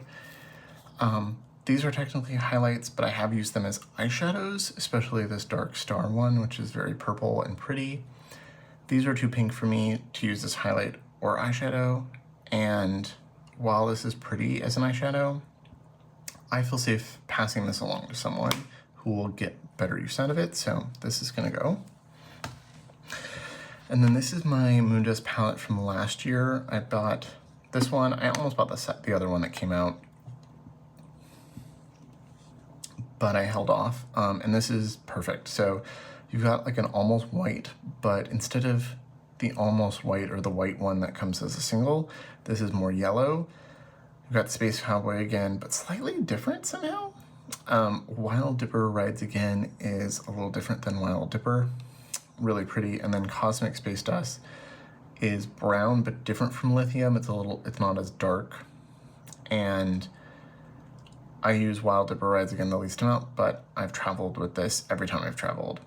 To Europe this summer, to LA, back to New York, for these 3 shades. So I will definitely be keeping this. So these are some other really small palettes. So some of these are quads and some of these are just mini palettes. So this is from Glossier. This is the Monochromes in Teak. This was also gifted to me this was decluttered to me from Cam of Clone Room again, because they wanted to know what I think of this formula. And it's really pretty. You get a light, like, you know, my skin, like transition shade for me, something a little darker and a little more satin, and then a metallic bronze brown. Really pretty, really good for every day. Nothing wrong with the formula at all. I just never grab it. And because if I'm gonna grab this, I'm gonna grab Cinnabar or something else over these. So I think it's safe to pass this along to someone like my sister-in-law who might use this more than me. Yeah, nothing wrong with the formulas. It's just not, the formula is not good enough to make me want to use it over something else. So I'm glad I got to try the Glossier formula thanks to Cam, but I'm gonna pass this along as well. And then these are my mini Viseart. So I have more Viseart coming with full-size palettes, but these are the little ones. So we've got 2 of the Petit Fours. So I've got Peridot, and Lapis. Yeah, Lapis. Love this. These are the same size pan as the Étendue, so they can swap around. Good everyday transition shade, everyday kind of green bronze, and then these fun pops. I love the Viseart formula. It's underrated, so that's for sure staying. And then Lapis, I bought because I wanted the shimmers. This shade is too light for me, but it does make a good inner corner shade for like an inner corner highlight. I like a matte inner corner. Love this shade. Really like the blue. This pale blue silver is really pretty. So this is pretty. I need to start using it in tandem with my bigger palettes. And then they had a sale of discontinuing products last year, and I bought a few, including these. So these are 2 of the Petit Pro. And then Stephen is decluttering, Stephen of Fortitude, 2 more Petit Pros to me. This is Petit Pro Soleil. These are a smaller pan, but really fun purpley duochrome. This purple is really nice. These 2 shimmers are really nice. Again, inner corner highlight. This is like a fun summery sunset look, or I can do neutral with these. Probably don't need this, but it's so tiny and so cute and the formula is so good that I do grab it sometimes in the summer, so I will keep you. And then this is the Shoo, which honestly, the packaging insulted it for me more than anything, but really beautiful. There's a nice coral. I don't use these 2 pinks. Like, I could pop those out and give those away and not miss them, but I like the coral. I like these kind of sandy tones. I like this shade here, so maybe once I have more of the Petit Pro, I can like depot these and give them to someone else. But they do fit the theme of Shoo. And then this is the Petite Mattes Dark. Really like this. You can get a bigger version. It's all really dark mattes. They work beautifully. I love this formula. I love this palette. These are the same size as those, so I can mix them around. I haven't, but I should. So I am gonna start doing that more. part of this declutter is to streamline and get rid of stuff I'm never using, and then stuff like this that I love and don't use enough can get more attention. So, and then this is Petite Shimmers in Koi. So it's an all shimmer palette, but I think it pairs well with the dark, and I think those and the ones that Steven's sending me. So they're all special. There's like some duochromes in here. Really love this shade here, the green, unsurprising. And this like iridescent purple is really pretty. So these are staying. Also, I love the packaging with the scales. So I don't think I'll get rid of any of his art. Real quick, I've got some Pat McGrath and some foreign makeup. So these are from a Russian brand that you can no longer buy from because of the war. This is Sigil inspired by Tammy Tanuka. They've continued to launch these. I still follow them and lust after them. These were hard to get because you had to buy on eBay and they took forever to ship, but I adore them.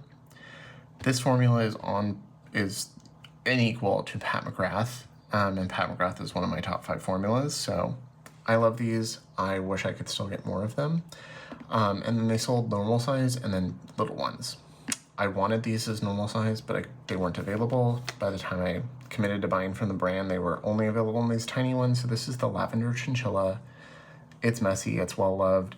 These two mattes are blending out shades for me, so I'll start with the purple and then blend out with one of those. And then the shimmers in here are perfect. I love them. This is the Gazelle. This is supposed to be a neutral olive leaning palette. So you've got an olive green, a pale olive, and then these are just some of the best shimmers out there. I really wish I had this one as a full size. Love these. And then I started doing videos on all of these as they came out. So this is the Peacock. This is the full-size pan. Really beautiful, really special shade there. I never wear red, but I have worn that a couple times and it's pretty because it's a little more desaturated. Really beautiful. I won't get rid of these. This is the Toad. This is my favorite one. So you've got a really good kind of murky brown and then this like desaturated red and then this bronze, these greens. This is like a black and green. This is my favorite. I need to bring these out more. And then there's the Snake, which is so vibrant. One of the best black-based multi-chromes I've ever used. Really beautiful. These are also magnetic and I have some singles from them as well. So for a while I didn't use them because I was just upset that I couldn't get more of them, but I need to move these back to the front so I can start using them more. But you can also see 2 years ago, that's still my favorite, but like 2 years ago, I wore stuff like this basically every day and I just don't anymore. Okay, these are my small Pat McGrath palettes. I have most of them other ships, so you'll see those later. I have 2 of her quads. This is my favorite. This is Celestial Divinity Interstellar Icon. I feel like it should be up here. Really love this. Blue Blood is in I'm forgetting, Mothership 4, the one that's all shimmers, but I think it works really well here. I adore the shade. I use this all the time. This is a really pretty blue to pair with that. This is like peak Pat McGrath to me. Love this. Wish she was still making quads like this. And then this is Voyeuristic Vixen, and I really wanted this. Didn't buy it when it was originally out, and then they brought it back in this red packaging for Lunar New Year, and I bought it. And it does have smaller pans, which is fine, but I wish they matched.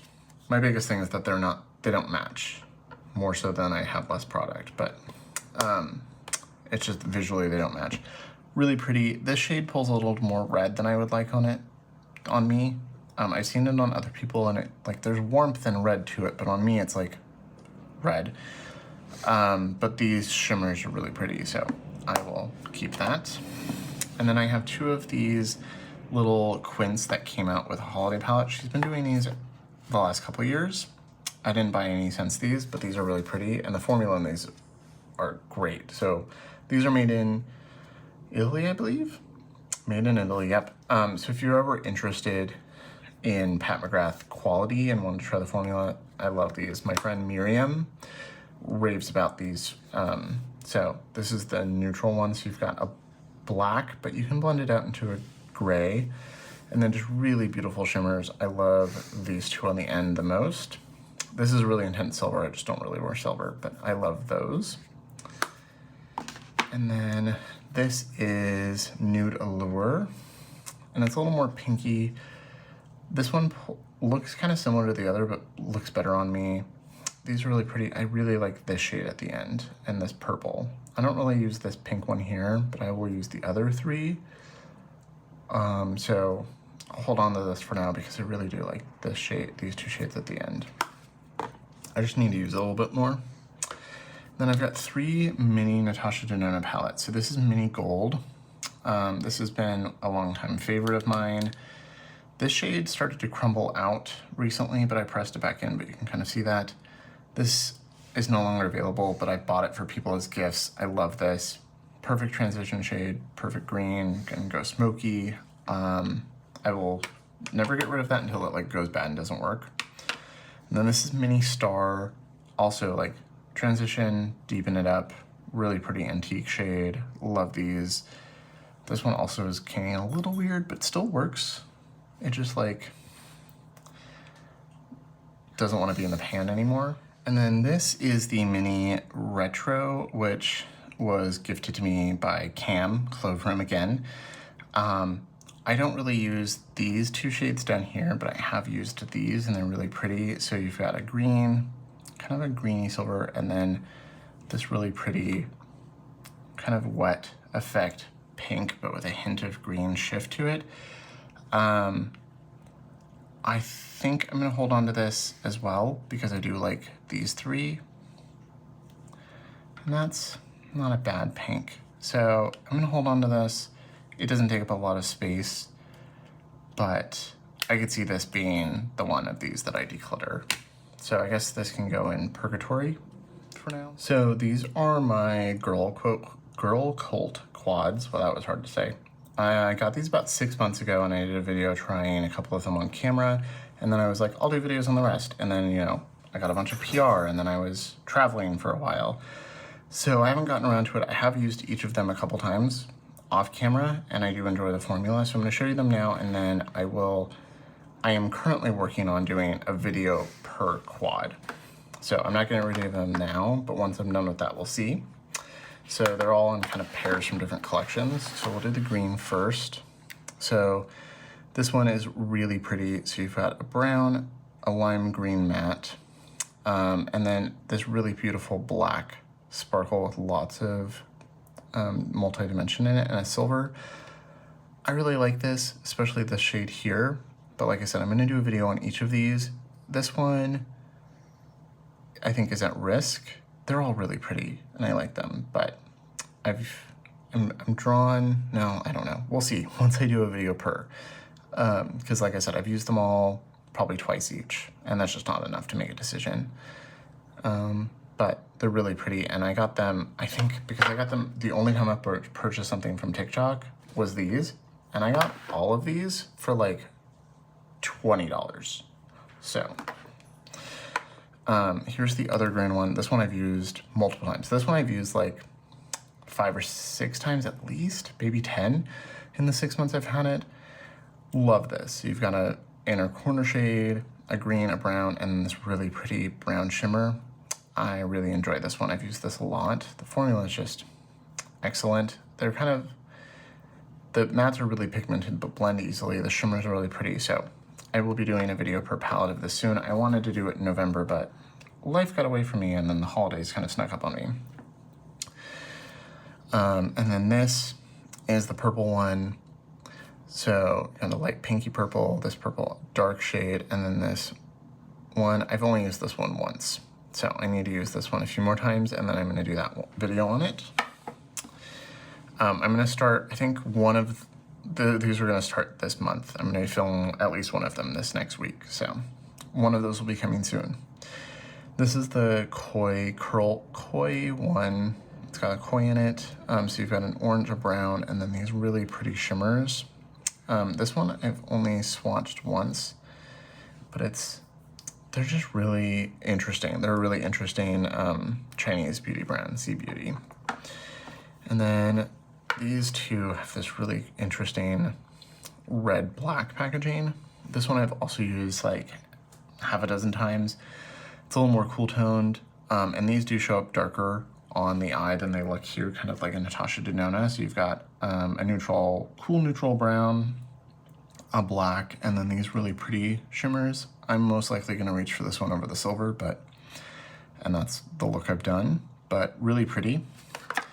And this one is the red one, which as someone who self-proclaimed hates red eyeshadow, I've actually really liked this the 2 times I've used it. So I'm gonna do another video, but you've got a nice neutral brown, you've got kind of that terracotta-y red here, this really multi-dimensional sparkle shade here, and then this looks like just a black with some red shimmer in it, but it ends up being like a soft sheen metallic on the lid, a little more of the satin, but black with a red sheen. So you can get like a black smoky eye with that red shift. Really pretty.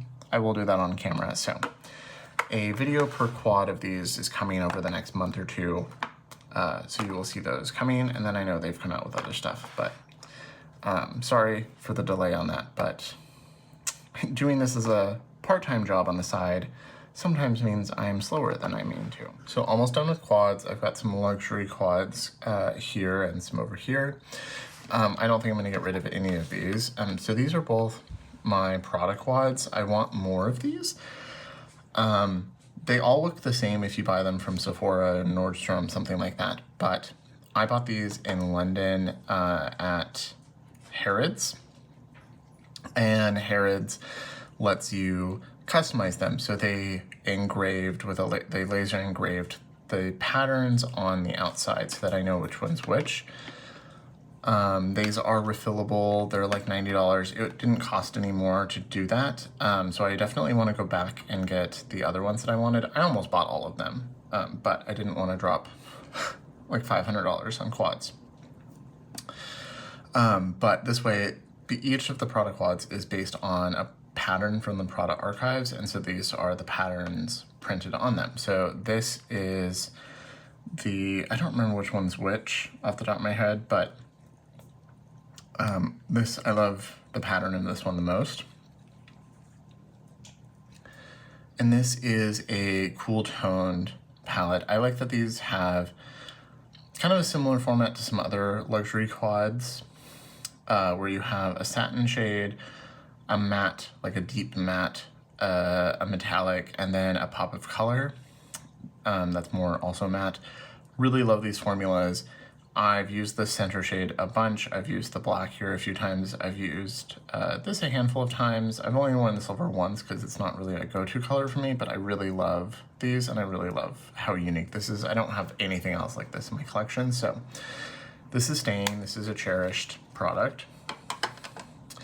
And then this one I've worn a little bit more. This one is the orange palette. So you've got kind of a taupey, slightly warmer satin here, this really dark kind of plum, and then this really beautiful, this has a little bit more pink to it, and this has a lot, this is just a really nice neutral taupe sparkle, and then this orange is just really beautiful. I love this formula. It's soft, it still has a lot of pigment, it blends beautifully. I think these are really beautiful, and I want for sure the blue one, the purple one, and I think the green one. There's only one that I'm not like about. So, and I would like to have them all customized.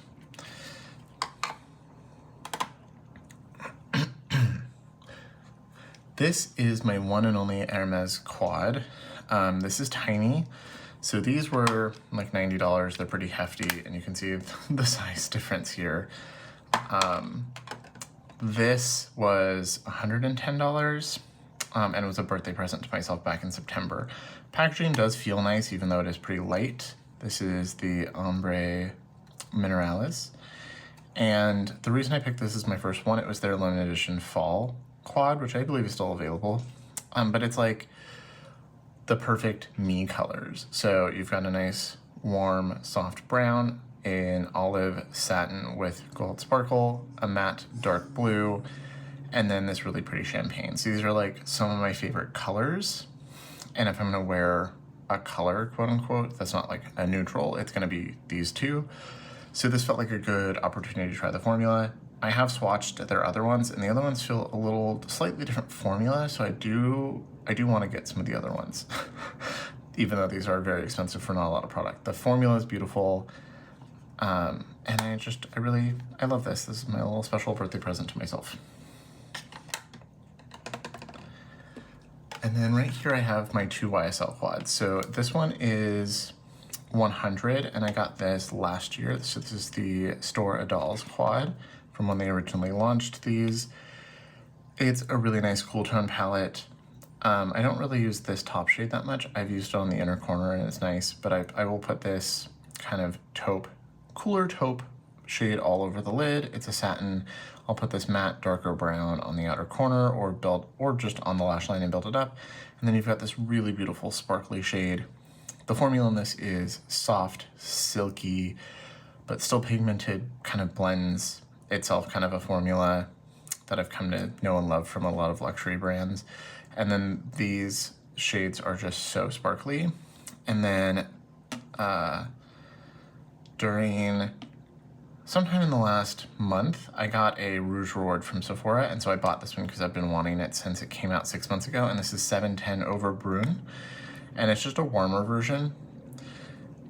So you can see, instead of being fairly cool toned, it is decidedly warm and brown. So you've got a perfect all over shade for me. This is not like a skin tone shade, a little darker, so it's like a good everyday shade. This brown here is really beautiful. It's matte, but it's got like a little bit of purple to it. It's really beautiful and chocolatey. Honestly, if I'm probably gonna wear this more than the metallic from the Nomad palette, so I can probably just give that away. And then you've got a really beautiful bronze shimmer and then a really sparkly topper gold here. So I love these. I would like more of these. So these are going nowhere. And then these are my 2 Byredo quads. Quince? I think they're Quince. These are both very luxe, very heavy. They're very expensive. This one didn't come with a sticker on the back. This is what it is, which is odd. These are very, very weighty, really beautiful packaging. So this was my first one of these, and this came out this summer as a limited edition. And this is supposed to be an extension of their like celebration of Mojave, guys, which was one of my favorite perfumes. So you've got a nice terracotta brown, this really interesting like soft purple shade, this pink, but I don't really wear a lot of pink, but this is a very soft, not very pigmented pink. So it kind of blends on these to add that little bit of sheen, and then this really pretty duochrome, and then this. This is a different formula from their big palettes, which you'll see in the rest of my declutter, but I do like this. I just have to approach it as it's a different palette and different formula, but I do really like this and I don't regret picking it up. So it's one of those that like, I don't know, these are interesting. And this one is their holiday palette. So this is the, I've already forgotten the name, Transcendent palette. And this, the minute I saw it, I needed it. I think for a lot of people, this is not going to be worth it, and I did do a video talking about this. So you've got a matte gray olivey green here. I would say this is like kind of satin with those big sparkles, and then you've got these 2 really pretty metallics. This one's a little more sheer and bright. This one's a little more full-bodied and kind of like a perfect one-and-done smoky olive look. And then this really beautiful purple smoky metallic that works really well with these. So I really love this. Don't think these are for everyone, but I am very happy that I have them. So these are both staying. These are all of my Suku palettes. I bought my first one in London this year, and this summer, and then I bought more as soon as I got home. So this is the one that I bought in London. This was limited edition this spring, I think, and I got to swatch it in person and fell in love. I already knew I wanted it based on the color, but once I got to try the formula, I was in love. So I've got kind of a yellowy matte that's a little lighter than my skin tone that I'll put all over. You had a really beautiful orange. This is like a sheer, the shade up here is always a little more sheer and sparkly, and it's this really beautiful green gold. And then this is this really beautiful dark brown kind of satin, but with some sparkle. It's really beautiful. I will use this as a smoky eye look by itself, and have many times. This is I love this formula. It is very similar to the Prada where there's a decent amount of pigment, but it's silky and blends itself, but it is a Japanese formula, so it performs a little bit more and feels a little bit more like Surratt. And then I believe these are both from their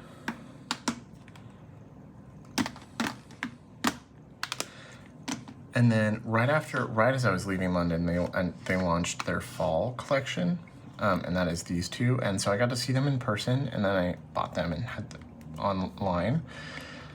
So this is the warmer one, and this is the cooler one. I really love these. This is 141 and 140. It's 140, 141. I have videos talking about these.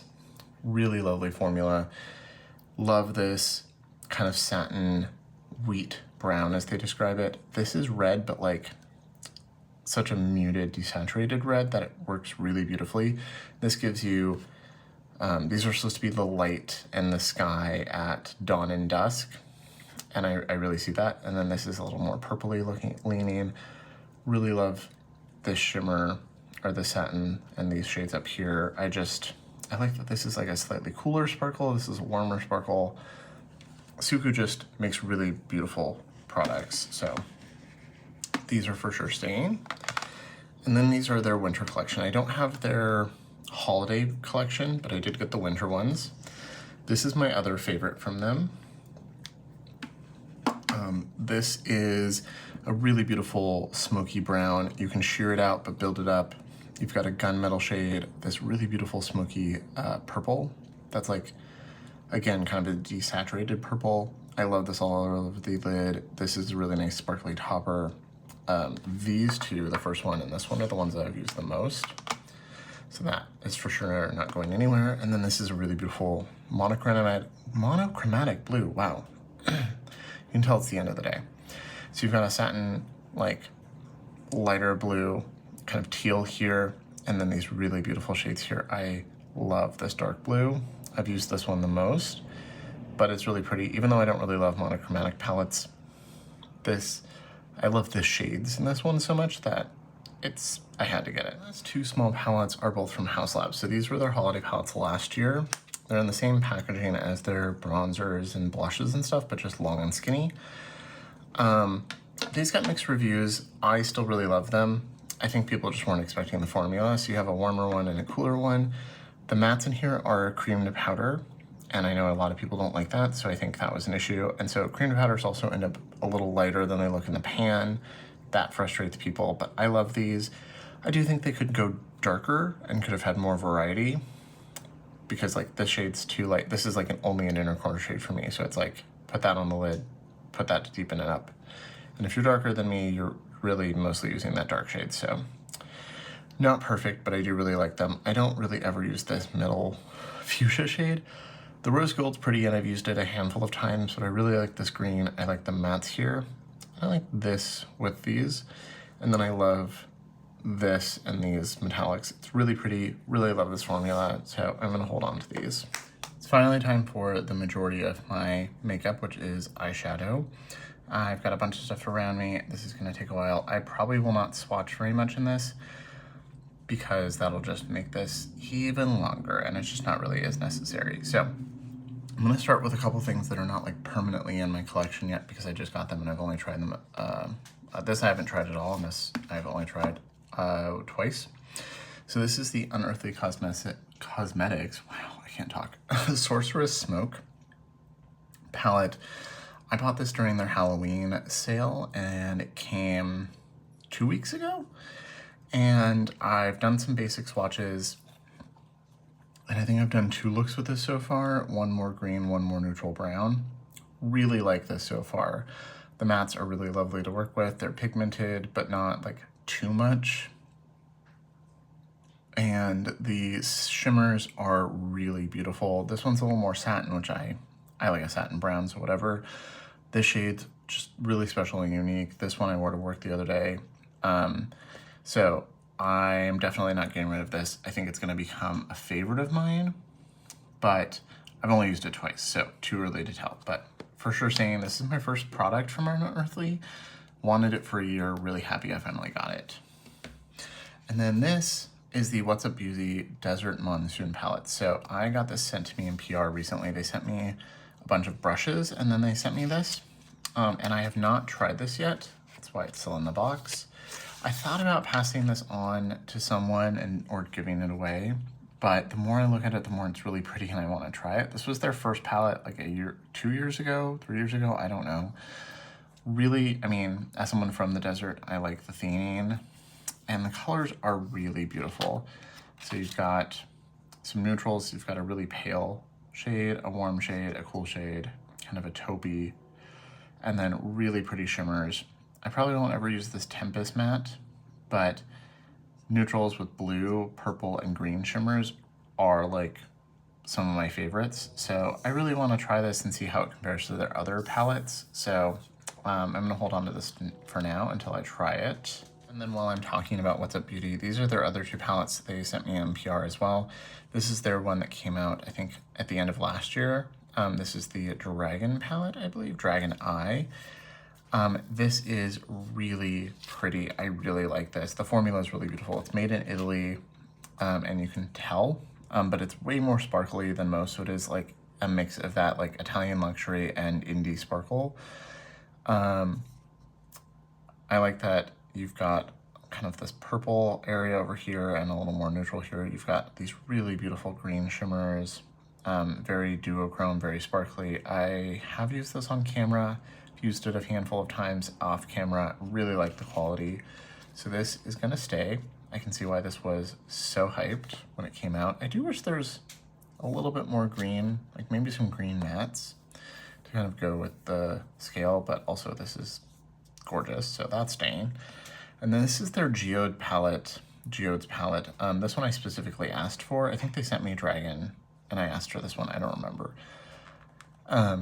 I've used this a handful of times, really pretty. This one came out, I think, yeah, Dragon Eye came out last year, this one came out the year before, and the other one was the year before that.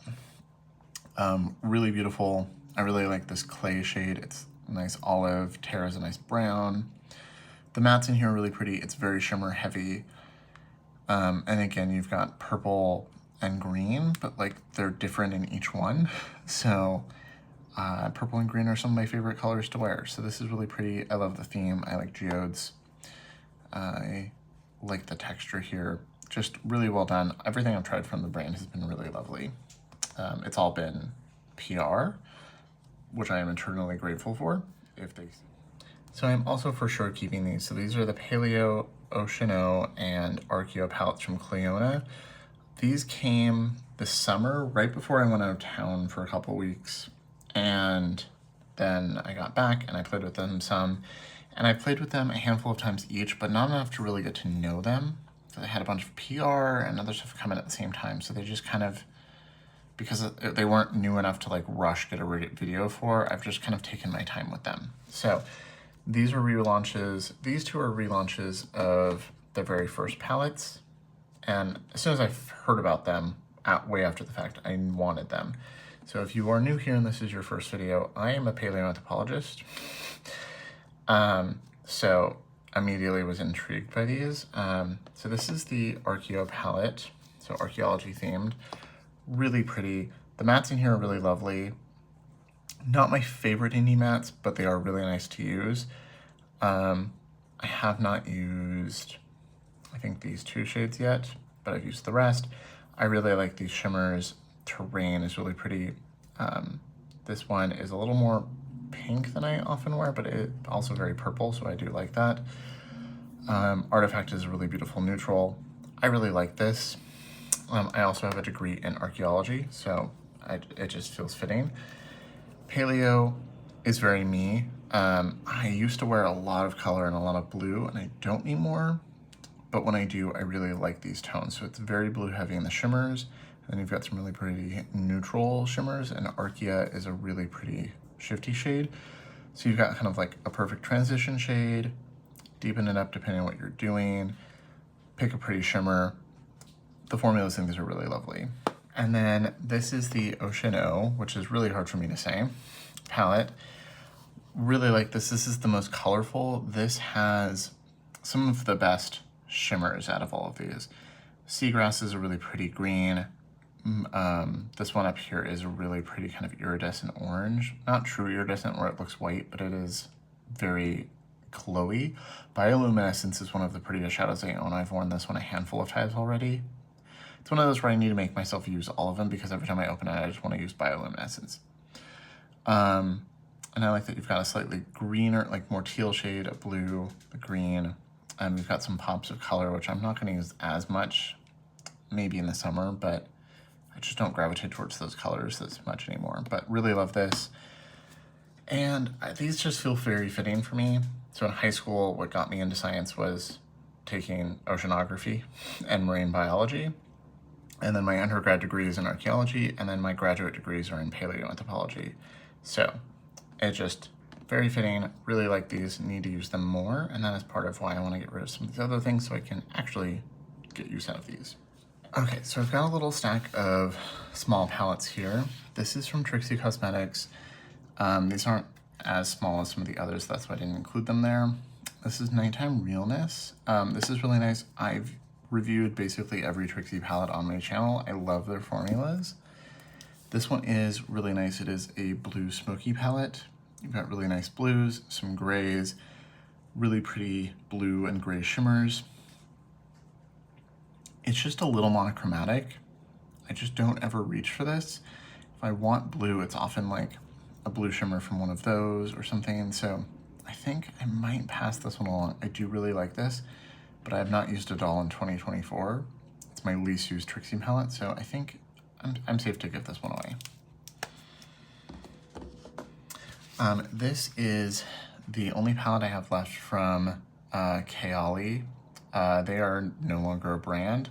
They were Musée Beauty to start, and so everything was museum themed, and this is their Van Gogh palette. It is not my favorite formula, but it is really pretty, and I do really like this. I did use this a couple times this year, and again, it's a good formula, not amazing, but I think between having a good formula, good colors, and a theme that I like, I've got to keep it. I think it's bulky packaging, but really pretty, really pretty. Yeah, I'm gonna keep this. So that's gonna stay. And this is a MAC palette. This is the only MAC palette I have. This is 8 eyeshadows. This, I don't remember the name of this collection. This was a holiday collection, I believe, a couple years ago. This was sent to me by my friend Natalia. She is here on YouTube. She is a concert pianist and talks about makeup on YouTube, and she is one of the sweetest people. She bought 2 of these and sent this to me because she hadn't used it in like a year and had 2 of them. And I have only used it twice. It's pretty. It's not my favorite formula, but it is pretty. It is like a baked gelée kind of formula. I just need to use it more, but the packaging, this is one of those where like, one, I didn't pay for it, so I don't feel guilt about like, oh, I spent so much on it or whatever, but it's pretty. But the packaging, yeah, it's just so nice. So I need to actually try using it. I'll use it next week. These are also going nowhere. So this is the NARS Climax palette from a few years ago. It still works well, still use it, really like it. It's been a go-to travel palette for me. I don't wear a lot of makeup when I travel. I tend to wear just like bronzer on the lid or nothing else, but I do sometimes, I do take this often because I can do green, blue, slate blue, green, neutral, brown, satin, taupe. I can kind of do a lot, and the formula on this is beautiful. Nothing from NARS has ever intrigued me before or since, but I love this, and I think they should bring it back and make it permanent because it's the best thing they've ever done, and I will continue to say that until the day they bring it back. And then this is the only Makeup by Mario palette I have. I didn't get the original Etherealized. This is the new Etherealized Moonlit. And now that I have this and I've tried the formula, I wish I had the original Etherealized palette. I really like this. I've used this a lot this fall. I did a review on this. This and Lisa Eldridge are like the things, Lisa Eldridge Fawn and this are like the things that I keep grabbing towards because I love these soft wet effect shimmers, really nice mattes. I love this slate blue here. gray satin shade for a smoky look. Really like this, really wish I had the other one. So I did a duo multi-looks video with this. I think this was a great palette and I'm very happy I have it. I know Tom returned it because it wasn't, some people didn't like the formula of the original, so they changed the mattes in this one, and I really like the mattes in this, and Tom likes the mattes in the old one and hated these, but I love it, and I never tried the original. So next I have all of my palettes from Sigma Beauty. So I purchased this one, and the other two I won in giveaways from them. So this is the Untamed palette, and then I've got the Beauty and the Beast and the Cinderella. And these are nice. They do come with a brush. I don't like a double-ended brush, so I will leave them in here because I can't store them in the jar I keep my brushes in. Sigma brushes are nice. I prefer a natural hair over synthetic. And this is a very me color story. You've got a mustard yellow, a green, brick shades, cool neutral, black and white, some really pretty shimmers. The mattes in this are nice. I don't like the shimmers. Like, these ones are all fine. Nothing special though. I hate these purples. They're too sheer, and I can't use this blue one without having blue all over my face. It doesn't matter if I use a tacky base, if I use my finger. No, it doesn't matter how I do it. I end up with blue everywhere, so this can go away. So these I'm gonna get rid of as well. They're not bad. They're just not a formula that I love. I know people really rave about them. The mattes are really lovely. So this is the Cinderella palette, and I really enjoyed this at the time. I really like the mattes. I really liked some of these shimmers like Fantasy and Sweet Nightingale, but I feel like most of them are they're just fine, kind of standard shimmers, like nothing. They're not as elegant as Suku or Lisa Eldridge or Natasha Denona or Prada or one of my luxury quads. And they're not as sparkly, as special as other indie palettes or even things like some Natasha Denona. So like it's just not something I gravitate towards. And I feel like some of the sparkly shimmers they try to do, like these, look like they're going to be really promising, and then I just feel disappointed when I use them, especially now that I've tried these other formulas. So this can go away. And then this is the Beauty and the Beast one. It's still in the box. Love the packaging. And actually really like this color story. It's pretty neutral. You've got the pop of blue, the pop of purple. Again, Enchantress, this is a really pretty like antique gold, standard shimmer. I can put on the lid, blunt the edges kind of thing. But I have that many, many times over. And I'm not excited by these formulas. The mattes all work beautifully, but the shimmers are not my favorite. And so I'm gonna pass these along, and I'm gonna leave the brushes in there since they go with each one. They're like themed after them, and I don't have another place to store a double-ended brush. So these are all gonna go to someone who will actually get use out of them, because I do not.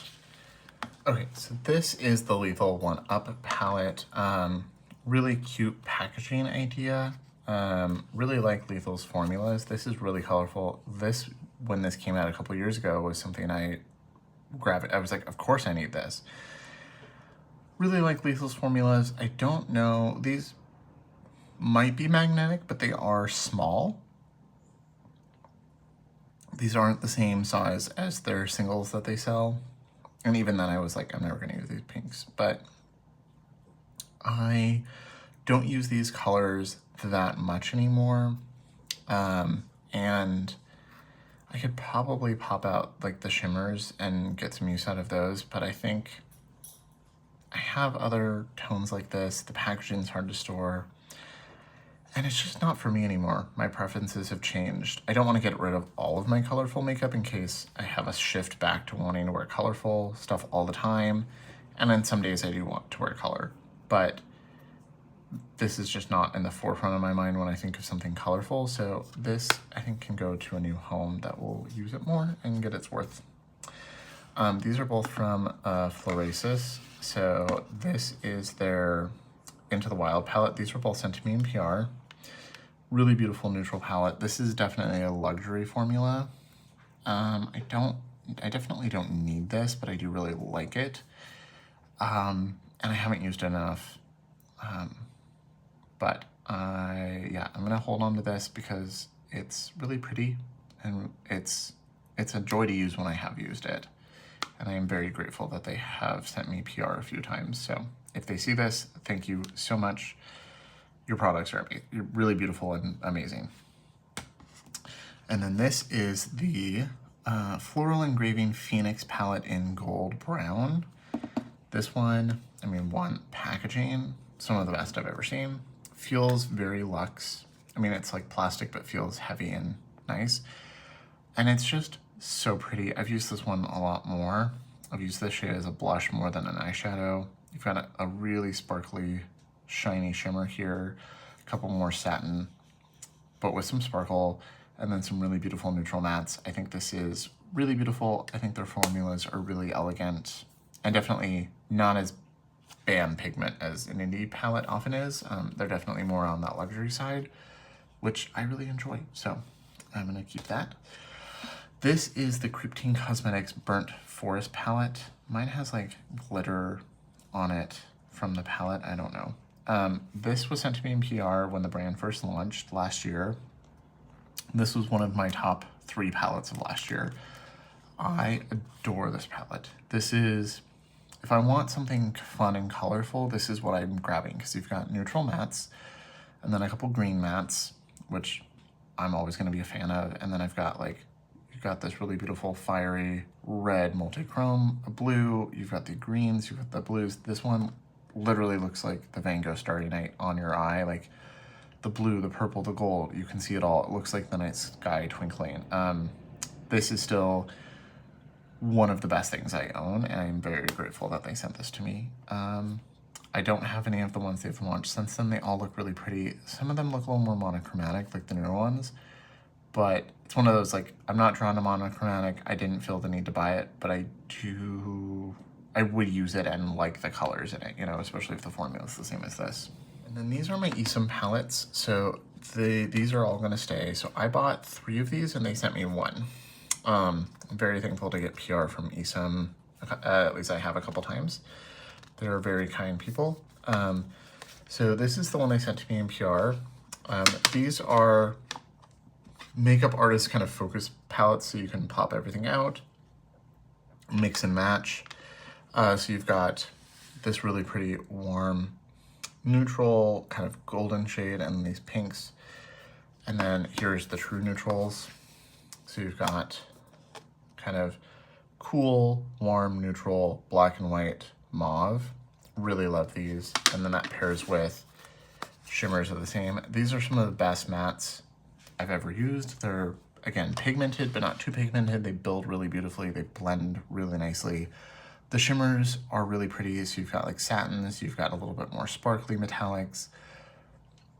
Definitely makeup artist kind of formulas. I think they're just really exceptional to work with. This is their colorful one. I could probably like declutter like the pink shades, but I don't really feel the need to. Really beautiful. These ones are pure iridescent and just so sparkly and so pretty. And then, you know, I love green, purple, blue, brown. So these are all staying. When I'm not filming, these are staples for me, or if I'm like, I want to use something colorful, like I have a colorful single and I want to just throw some neutral mattes down, I will often grab either a Lisa palette or these mattes right here. Okay, so I've got some more indie palettes here. So I'll scoot those over. So this is the Nearly Natural from Glaminatrix. This was sent to me from Jamila. I am Jamila here on YouTube. She was decluttering this and sent it to me. I don't like the packaging. I don't like the little embellishes on the side, and I don't like the handwritten natural thing. But the colors are beautiful, and I love the Glaminatrix formula. So you've got some like more plummy mauve tones. You've got some you've got a cool tone that's kind of neutral. We've got some warm green, really sparkly shades. It's really pretty. I don't use it enough, and that's, again, one of those things is I want to use these things that I really love more. So rearranging things and getting rid of some stuff will help with that. So I hate the packaging again, but yeah, I'm not a fan of this kind of font used ever. And then this is the Enduring Love palette from Sydney Grace. I bought this a few years ago. Everyone hyped Sydney Grace a lot, and I liked this at the time, but now I know better and I just don't like it. The mattes are nice. Sydney Grace does have good, reliable mattes. They're pigmented, blend nicely, no qualms there. I just really hate their shimmers. Like, really hate them. They are thick and heavy. So like, some of these, like, these are smoother and you can, like, Abigail is really pretty, just blend it all over the lid, and it's not the worst, but like this one here, and you can kind of see the texture. So the more satin shades like Abigail and Ruth and Elizabeth, you can blend them on the lid, get like a nice even layer of that, blend the edges, and do it kind of as a one and done, maybe buff the edges with Juliet or something. And that's fine. But when you use Albert, Deanna, Devotion, any of these, they're really thick and emollient, and not in like a creasy indie single that you often see, but like in a really thick, heavy way. Like, I feel them on my eyelids, and it makes me not want to use them, because I have other shades like this that I like more that don't feel like I just put a pound of gunk on my lids. So I'm gonna get rid of those. And then here I have some Gourmande Girls, some more Sydney Grace, and another Glaminatrix. So Glaminatrix Sustain, this is one of my other favorite palettes. This is the Nocturnal palette. This was discontinued, and I think they've brought it back as a mini, and they reformulated so it doesn't break as often. Love this. Some of these shades I don't use the most anymore. I used to use like Obscurity, Nightfall, which I used to use those a lot. I'm more in the fog, gloom, shadow kind of mood most of the time now. Shimmers are beautiful. You can see they're kind of messy. They're not messy on the lids, they're just kind of messy in here. Really beautiful. Love the formula. Underrated. I think especially having a really good indie brand like this in Australia, since it's so expensive to order stuff from the States to Australia, is great. And then it just makes it more expensive for us to get, which is why I haven't bought that much, but love their quality, love their formulas. These are the Temptalia palettes. So I bought all three of them when they came out. I think it's supposed to be, there's like a theme. I don't remember which one goes where. Radiant Reflection, I think maybe. Oh yeah, it goes like this. So they all make a picture.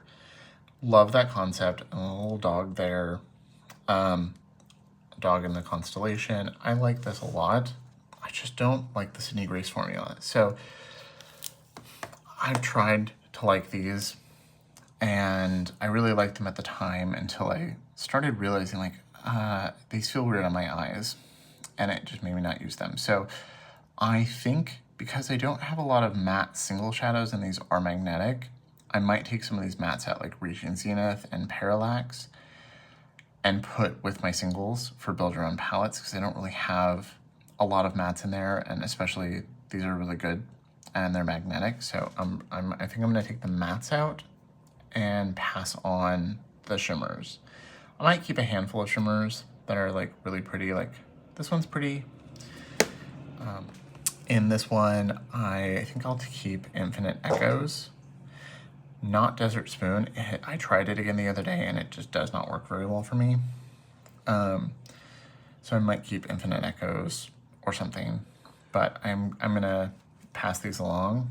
I could pass them along as whole, but I just, I might keep Phosphenes because this is kind of unique for me. But yeah, they're pretty in theory. I think Temptalia did a good job, and I know she and my friend Kelly, Keep Beauty Real, and a lot of people love the Sydney Grace formulas. The brand kind of aesthetics and vibe is not for me in general, and I've now learned that I really, really hate a lot of their formulas. So I'm gonna pick out the couple shades that I want, I think, and then get rid of the rest and go to someone who might actually enjoy them. And then these are the Gourmande Girl palettes that I have. They've come out with a bunch this year. They did not send those to me. These were all sent to me in PR. This was their holiday palette last year, and then these were their two Halloween palettes last year and the year before. So this was the first one, Spooked. This is what I think really got them on the map. And there's some really beautiful shades in here. It's a really good Halloween palette. Trick is one of my favorite shades. It's like bronzy and beautiful. One of the best ones, one of my favorite shades I own because of that. This is a really good olivey shade for me. Pumpkin's really pretty. Fright is a nice kind of dried blood shade. I think this is a perfect Halloween palette, but I'm not drawn to this color story anymore. I've had it for a couple years, so I think nothing wrong with quality. I do have an affiliate code. I do have an affiliate code with Gourmande Girls, and I think their quality is great, and they have some stuff that came out this year that looked really cute. Their new holiday palette looks really pretty, and I think if you like the colors, they're worth the money. But I just never grabbed this anymore, so I think I'd rather give this to a friend that'll actually get use out of it, so it gets love and not just like sits. I don't like the design. It's clip arty. That's fine. Some people really like it. I don't. But the colors and formulas can be really nice. This is the Haunted palette they did last year. These were all in collaboration with Doodles by the Bunny, I believe. So she did the color stories and the designs. Again, you have some really nice olivey tones, which I really love. Christina is also Mexican-American, although I think much lighter than I am. And also the owner, Christina, is a really sweet person. We talk all the time. She's great. Again, really nice formula. I don't think there's anything wrong with anything in here. It's just I don't grab it. I'm not drawn to the colors, and I don't like the clip arty package. So, but I know people who don't care about that and wear these colors more who will get use out of it. And then this is the Silent Night palette. I said this when I reviewed it last year. Love the palette, hate the packaging. This is the worst offender in my opinion. This like tree clip art with the handwritten, hate it. I'm sorry. If Christina sees this, I'm sorry, but I said it last year too. Really love the color story, really like the formulas here. So you've got kind of more cool neutrals, like true neutral to cool neutral, blues. The blues work well. They're nice pigmented, blendable blues. You've got these pops of gold. Literally nothing wrong with the colors. I ranked this really high last year because I really liked the colors and the formulas in this. But I just don't grab it. I should use this soon, but I just don't grab this, and this is more in the not like, yes, get rid of. This is like, maybe, but yeah, I hate the packaging. I think I will pass this on to someone who will get more use out of it. I have other blues, I have other cool neutrals, and this will, instead of collecting dust in my cabinet, this can go to someone who will use it more. So I'm gonna pass all three of those on. Okay, and then these are my three palettes from Izamea Beauty. Kind of a controversial brand, but I really enjoy most of the products from them that I've tried. No, everything I've tried. I haven't tried everything, but everything I've tried I've loved. This is the Industrial palette. It looks like, it just gives me Star Wars vibes. Like it's supposed to be kink fetish themed, but I get kink Star Wars. I don't know. Han Solo, Frozen, and whatever that was. But I love this. This is one of my most used palettes that I own. It might not look like it, but I am very careful with this. I also use my fingers a lot. It's kind of murky. This is like the epitome of grunge. Like a lot of the time, and I've ranted about this on my channel many times, people use anything that's not neutral brown, they'll call grunge. Like I've seen people who are fairer than me call like a mid-tone shade that would be like a transition or maybe slightly, like a mid-tone brown on me. And then they're like, ooh, this is grungy. And I'm like, just because it's darker than your pale skin doesn't mean it's grunge. But this is actually grunge. It's murky. Everything's a little ashy, a little bit desaturated, a little like grunge, kind of punk grunge. It's great. The formulas in here are not, I think, universally loved, but I love them. They really draw you into like want to like play and paint. So I will 100% keep that. This is the limited edition Industrial 2. I don't know why this one was limited edition. This one was better liked. I'm wondering if it was just hard to make. All shimmers again, except for you can use this one as a matte. Really beautiful. Some of the best formulas I've used in here. Some of these are reasons why I skipped shades from that Charlotte Tilbury Hypnotizing Pop Shots, because I feel like this is a dupe for one of them. Really love this. I have zero complaints about this. I like all of the shade. I like to love all of the shades in this, and this was 100% worth my $100 or $110 or whatever it was. And then this is the Wild Star palette. This was just on sale. This one feels a little cheaper, and it has some weight to it, but it still also doesn't feel.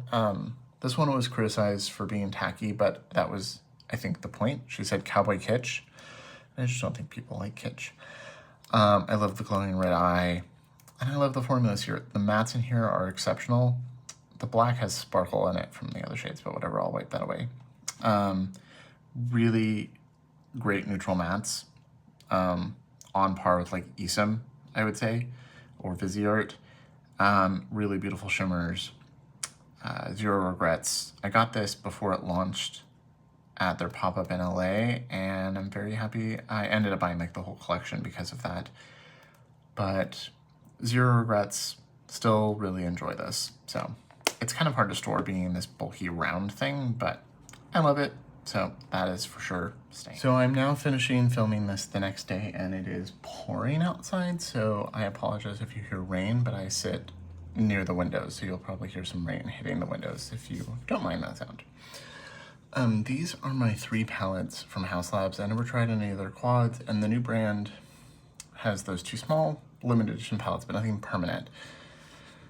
This is their Glam Room #1. So this was intended to be like a series, she said, but then, you know, the Amazon version of House Labs went away. This was my first palette that was not like a drugstore palette. So this was the Fame palette. This was meant to be like represent her early experience with makeup and Fame. I used the hell out of this palette. I have a huge almost pan right here in this shade. It's like a perfect transition for my skin tone. Every time I wore this, I got compliments. And I have worn this. This is like 4 years old now. I did wear this in the last 12 months, I think end of last year. It still looked nice, and I just did some swatches earlier, and other than this red shade that I've never really liked, everything still worked well. I don't know if I'll actually use them on the eyes anymore, but I remember buying this, and it was like $35, and I was like guilty and anxious and stressed that I was spending $35 on an eyeshadow palette when everything else I'd bought was like $10 to $12, $15. And I was like, oh my God, it's so expensive. But I loved it, and I used the hell out of it for a year or so. So I think it's not that big. It's a little weird to store because of this triangle, but I'm not gonna get rid of this just because it is like my one sentimental palette. So I'm gonna hold on to that. Kind of like how a lot of YouTubers will hold on to like their original Urban Decay palettes or something. Like this it's just what it is. So this is the Love for Sale palette. This was made in Italy, like a lot of stuff at the end of their Amazon reign and a lot of their new stuff. This is a really nice palette.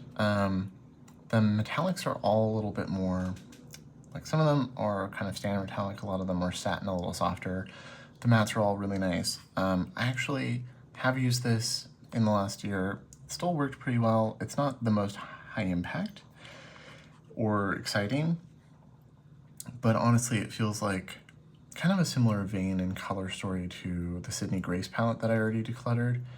And I think this is gonna go in my maybe pile because I did do some swatches. It still works well. I'm still drawn to the color story. And yeah, so I think I'm gonna hold on to this. This is in like my purgatory pile, but probably just gonna keep that. And then this is the Stupid Love palette. I loved this, but when this came out, I also wore bright, colorful makeup basically every day. I still like colorful makeup, I just don't wear it every day anymore. But when I do, I tend to go for darker, bolder things. And this worked really well. These blues worked really well. Last time I used them, the blues still worked pretty well. You do have some shades that don't really work. They're like hard pan, a little weird, like this pink one, this blue one, and this white one. This white one's okay. These two never worked. I used to really love this Stupid Love shade, and it's got a big dent. It's almost pan. Like, it almost has a pan, like it's that. This shade was really nice.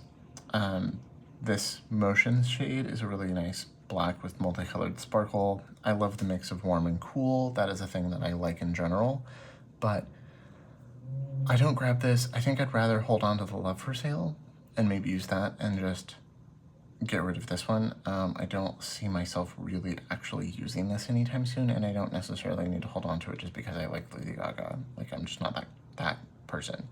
So this is gonna get decluttered. Next are my two palettes from Lunar Beauty. I already decluttered my Moonspell Volume 2 last year because it just wasn't a color story for me, and the formula was like not as good. This Lunar Eclipse palette I got, or Eternal Eclipse, I got this in the mystery box, and I wanted it for a long time before that. This is nice. I did use this again the other night just to kind of test as I was getting ready to film this. The mattes in this are still really beautiful. The shimmers definitely are not a finger formula, they're definitely a brush formula, but when you use them with a brush, they're really pretty. And I think I want to try to get more use out of this, so I'm gonna hold on to this.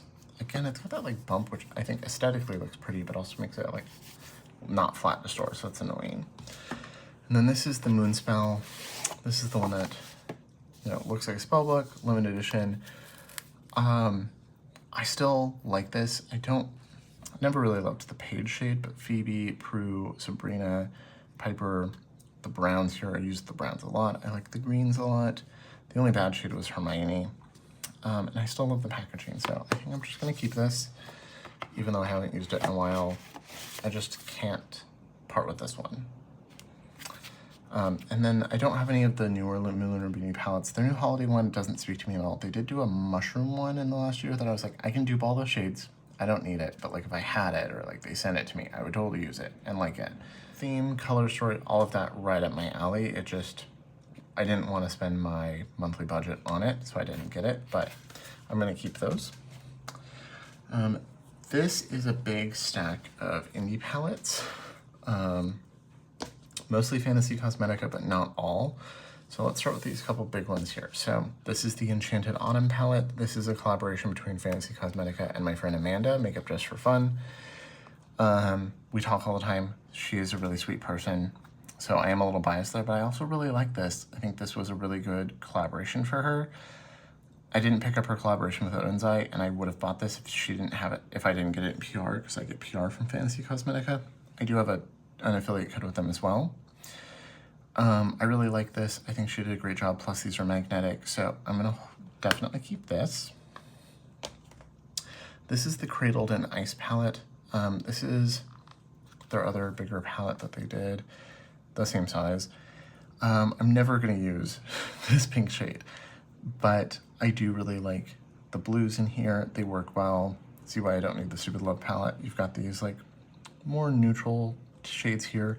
The shimmers in here are really beautiful. Fantasy Cosmetica does amazing shimmers, plus really great themes, and the mattes are like pigmented but not too pigmented, blend well, and they're local for me. I've never met Jordan, the owner, in person, but like it would take me 20 minutes to drive to the town that she's in, so we could. There's just a lake between us. So I will be keeping this. This is their newest palette. This is their Halloween palette. This is the Harvest of Souls. It's their biggest. And this is a phenomenal palette. I think this has been their most popular, and I can see why. It ranks low for me as far as their overall palettes, or when I did like ranking my last 10 palettes, it ranked kind of near the bottom. But that's because it's colors I'm not wearing all the time, not based on the formula. So you've got these blue shades that are really beautiful if I want a blue. You've got green, you've got these like olive tones here, and then you've got these like purpley wine tones. I think this is really beautiful. It's just not like 2021, 2022 me would have worn this every day. For me, this is like a couple times a month kind of palette, but it's still really beautiful and really happy to have it. And I know for some people it's going to be like an everyday palette.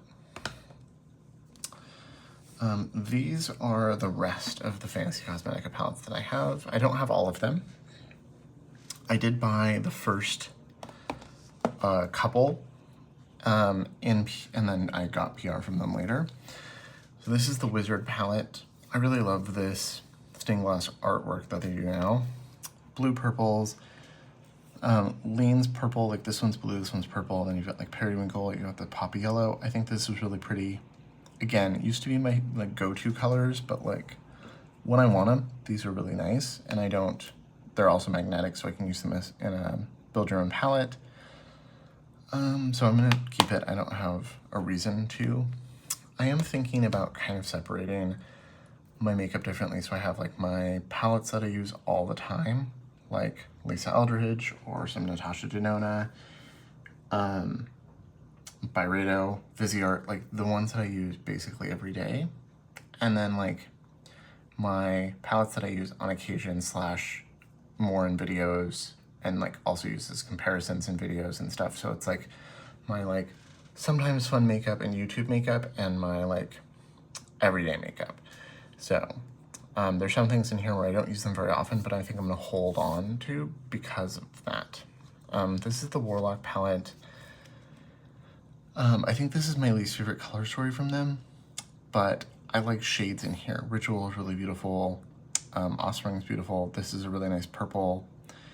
This is a nice lime green if you want it. It's just not my favorite like color story, but fun to use and really nice individual shades. And I've used like neutral browns and then put Ritual on my lid multiple times. So this is the Fighter palette. This is their neutral palette. I really enjoy this. I think it's really well done. Glory is one of my favorite shades. And Might is a really fun purpley smoky shade. So this will be staying. Rogue is, I don't think, this might be the first one I got in PR. Maybe, I think I bought these two. This one is sent to me as a present from a friend, and Fighter was the first I got in PR. I really like this. Love this green shade here. The blue is really nice. The purple is really nice. Shimmer's great, like normal. Yeah, I think this one a friend sent me as a present, like a birthday present. And then Bard and Druid are the ones that I bought myself. So Druid was their first. I was one of the first people to review the brand. I'm very happy to see the progress in like packaging. Still really love the color story. Formula is really great. This has updated packaging now, so it's easier to see the names, and it has the modern here, and then it's like magnetic now. I wish this was magnetic, but I don't really feel the need to buy a second one just to have a magnetic version of it. So, but really love this. Really happy from where they started. And then Bard, just such a fun spring palette, spring, summer. Got these nice warm tones, but they're not red. Pop of green, love this blue shade. I haven't used this in months. I did use it this spring a bit, and I really love it. So I'm gonna hold on to it even if I only use it a couple times a year. See, these are the two that Patty Bead did with Shroud, and these are the two that Lethal did with Teresa. I really like both of these. I don't see myself getting rid of them. I don't know what's happened to Shroud. I also have some singles from them. Their formulas were really nice. They were gonna send me some PR, and then never did, and then they just, a few months later, they announced another palette, and I was like, oh, that's really pretty, I would buy that, and then they just disappeared. So I hope the owner's okay. I have no idea what happened there. These are magnetic. I've pulled them out for a magnetic palette. I think the formulas and colors are really pretty. This one is not, this one's very Halloween and isn't like my favorite overall color story, but like Wicked and It's Showtime are really, and like the greens are really pretty. Afterlights, I like the color Crypt. I like the color Ghastly. I like Losers Club. I just wouldn't necessarily mix these, but I think Patty Bean did a great job. And you can see the name change for her. So I will be keeping these. And then I will probably be keeping both of Lisa's. So this is Lisa's. Lethal is Dead was her first collaboration. What's funny is both of these launched and were announced while I was in Los Angeles. So there was a weird theme of like them being announced on like a Friday and launching on a Monday, and I was in LA for like a week, and I was like, okay. Both times I was at my friend Joshua's house when it happened. I haven't grabbed this in a long time, so I need to. Still really enjoy Lethal's mattes. Their shimmers are fine. I used to really like them, but the more I've used other things, they have improved their shimmers. So I've used newer palettes and their shimmers are better. These aren't nice, but these are also really unique tones, and I have a lot of Lethal mattes, so even if I wanted to declutter this, I could pull these out and mix them in with those. So worst case, it would just get mixed in with my Lethal singles. And same for Teresa is Lethal. Love the packaging on this one. Really unique shades, really nice silver. Not that I use silver very often. I like Space Trash a lot. I would probably declutter Pew Pew as an individual shade and keep the rest. But yeah, like I said, these worst case would go in with my singles if I got rid of the palettes themselves. So this is the one Blend Bunny palette I have. This is the Blends palette. This is their original. This was a gift from Steven of Fortitude, one of my best friends. This is the only rainbow palette I own. Mine did have a broken shade, come with a broken shade, which is why I make sure I keep the plastic there. I repressed it the best I could. I think this is the only rainbow palette I have, and I know they're a very popular brand. Their color stories with the gradients just don't really speak to me. And I've heard that the formula is amazing. Everyone raves about it. I've heard that it's gotten better over time. This is their first, so I don't know how it compares to their new ones, but I don't like this formula. I have held on to it for over a year, like a year and a half, maybe 2 years. I don't know, maybe 2 years. And I never reach for it. And the few times that I have forced myself to use it, I haven't enjoyed it. I know friends who say that they can, you know, pack the mattes on like the owner does, and like that very Instagram type of makeup where you pack on shades to get the gradient. But other people are like, no, I can blend like normal. I can't. If I try to blend these with normal, they do not blend. They never have since day one. And they all show up lighter on my skin than they do in pan. So like this dark green shows up more like this green. This green shows up as a bright green. This shows up as almost white on me, and so on. And like even with these dark browns, this doesn't show up very dark on me. This shows kind of, you know, like it just, they don't work the way people say they do. And so I just, between it, the formula forcing my hand and how I have to blend them and them not showing up true to pan and not even darker, but lighter, I just don't think this is for me. I would like to try one of their newer formulas because all of my friends love them, but not enough to actually buy one because they just don't, none of their colors really speak to me. So this is going to go to someone who will appreciate the rainbowness of it more than I do. And I just won't have a rainbow palette. These are my two ABH palettes. I did also have the Jackie Aina palette, and it just didn't work anymore. I had it for a couple of years, and the last couple of times I tried to use it, the pigments, like none of the shades worked. So I got rid of that. I still really like these. The brand I have mixed feelings about. They've done some weird stuff. They've made some weird choices, but they've also like done a lot to support the queer community. And they've always been a sponsor of Drag Race and stuff. But Norvina is an interesting person that runs it now. But I really like these colors. I think I've used both of these recently and they still work well. And these are the kind of shimmers and mattes that I really enjoy. So I'm gonna keep these. I did get these with a gift card, so I didn't have to actually pay for them, which is also nice. Because I think they're a little spendy. And nothing they've really since has called to me at all. So now it's time for my Byredo palettes. I have 3 of the 4 big ones, and they are just literally mirrors, so they're gonna reflect my camera, my phone. This is the first one I got. I didn't get the colorful one, they came out the year before this, but this is Flora Kalahari. I've used this recently. Still one of my favorite palettes. Part of the reason I want to kind of separate out YouTube makeup, comparison makeup, and like my go-to makeup, like kind of what Tom has, where they have the testing drawer, the permanent collection. I think I've talked to them off camera, and they're like thinking about having like PR and YouTube-y stuff separate. I think I've been thinking for the last couple of months of doing the same before talking to them. And this is just one of those things that I want to use more because I love it so much, and it gets pushed aside sometimes because I have a lot of PR coming in or things to review. This is the one after that. This is the Memory palette. I forget the name of it. Remembrance. Really like this. Some of these are kind of pink, but they are like that dusty pink, so they work well. And then the neutrals in here are really beautiful. I love the shade as a one and done. I love the shade as one and done. I love the mattes in here.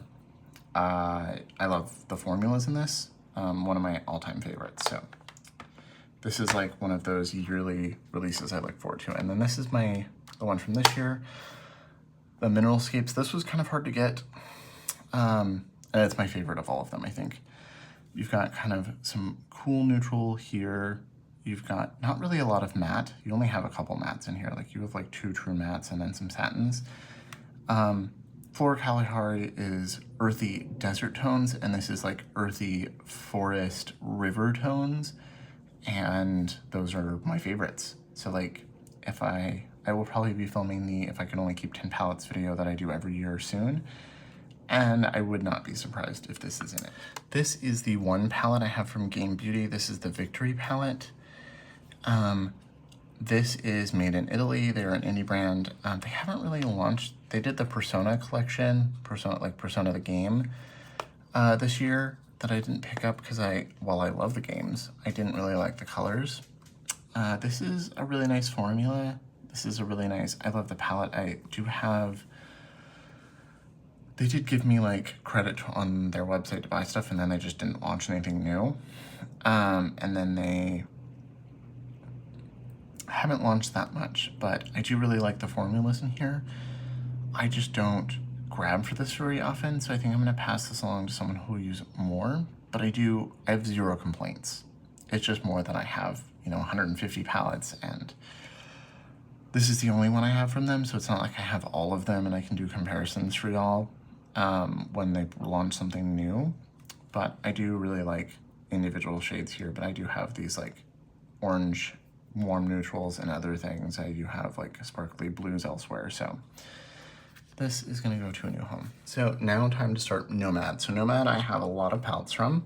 I bought a couple from them and did reviews on them and loved them, and I started talking to the brand online, and we've become friends, and she added me to the PR list after that because she liked my content, and we talk regularly. So I'm a little biased because I talk to the owners a couple times a week at least, but I do think they have really great formulas and fun concepts. So Nomad is one of those where I really love their fall palettes, like fall winter palettes like these right here, and I don't really love their summer palettes color-wise because they're always like bright poppy colors. I don't think I'm gonna get rid of any of these full-size Nomad palettes, but some of those bright poppy ones, because every year they come out with another like fun, colorful, summery palette, and I compare it to the other ones to see if how it compares. So I'm gonna put those aside for that purpose, but they're not really things that I use. This is one I do love and do use. This is Ghost Town USA. I used this fall a few times. I did a tag video where I used this, and I also used it off camera a handful of times. I really like this. It's very desaturated. You've got desaturated neutrals, blues, and greens. And I think this is still available. I think it's one of the best things they've done. The formula has kind of steadily improved every palette. So since this, they've improved even more, but even this is just great. So that'll be staying. And then this is the Halloween palette from the year before. This is the Haunted Europe palette. I think if this is like a fall palette and a winter palette, and I gravitate more towards these tones over here, really like these tones and have used them this fall as well, but I prefer Ghost Town, but I'm not going to be passing this along. They're kind of normal size palettes. I've got a big stack here, so I'm going to scoot it over, but as you can see, I have a lot of them. So this is the Chicago Speakeasy palette. This was, this came out in like October. I don't know when this came out. November. I left it in the box, which I don't normally do because this is felt and kind of squishy, and that makes it a little more easy to store. Plus, they look different. I love this. This is one of the best things that I've tried this year.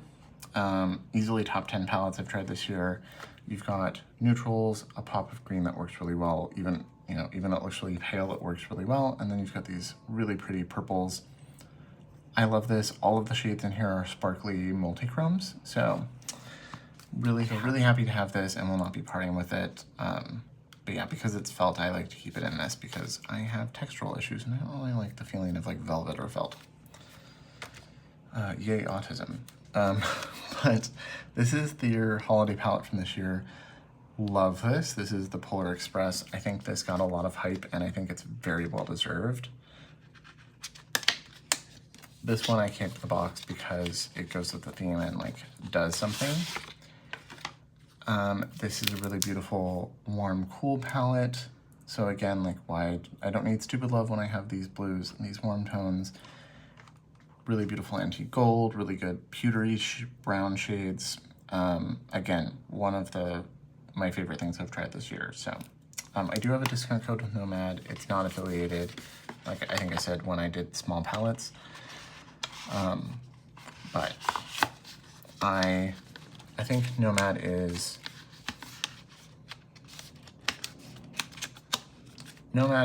been one of my favorite brands for a long time. I don't know if they're in my top 5 anymore, now that I've kind of moved into more luxury makeup, but when I want a little more fun in my makeup, more color, which is at least once a week, I tend to grab a Nomad palette, so. This was their end of summer, early fall palette, the Fuji 5 Lakes. I adore this. This one is, I think, probably unused because my first one came broken and I did the review with the one that I repressed and was hard, and some of the shades didn't work as well because it was repressed, but they did send me a second one as soon as I sent them a picture. So yeah, this one has not been, so I have used a few of the shades with a brush, but I haven't swatched anything, which is why all the imprints are still available. I really like this. I know Tom got this in PR at the Creators and Friends thing and didn't love, they were like, the formula is fine, but the color story is definitely not me because it's just primary colors, but I like the mix of warm and cool, so you can mix the yellow with the red, you've got the blue, you can mix the blue and the yellow. I really like this, and I think the packaging, like this acrylic paint on canvas, is the best thing they've ever done. I audibly gasped when I opened this. Is the New Zealand palette they did. This is really pretty. Really enjoy this one. You've got multi-chromes in this one too. They're mostly, like, you've got a few black-based multi-chromes and then a couple non, like this one's an iridescent. Really like the colors in here, really like the color story. I think this fits the theme really well. I love a theme and I love that they stick to a theme well.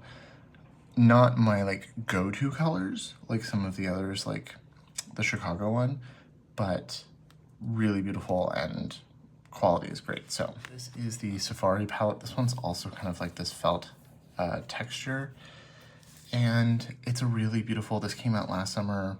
I like that you have cool neutrals, olivey tone, olivey greens, olives and greens, I should say, because that's not olive, that's lime, that's olive.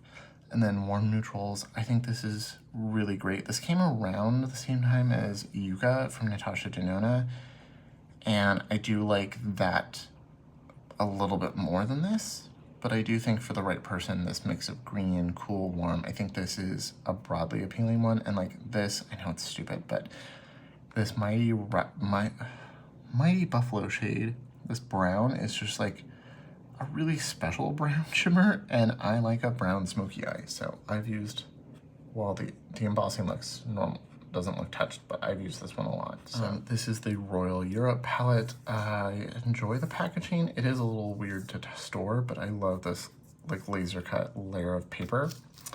This was their first that had multi-chromes in it, and I think that it's kind of sorted in columns like a blend blending palette. So you have like the neutrals, the teals, the blues, the purples, the reds.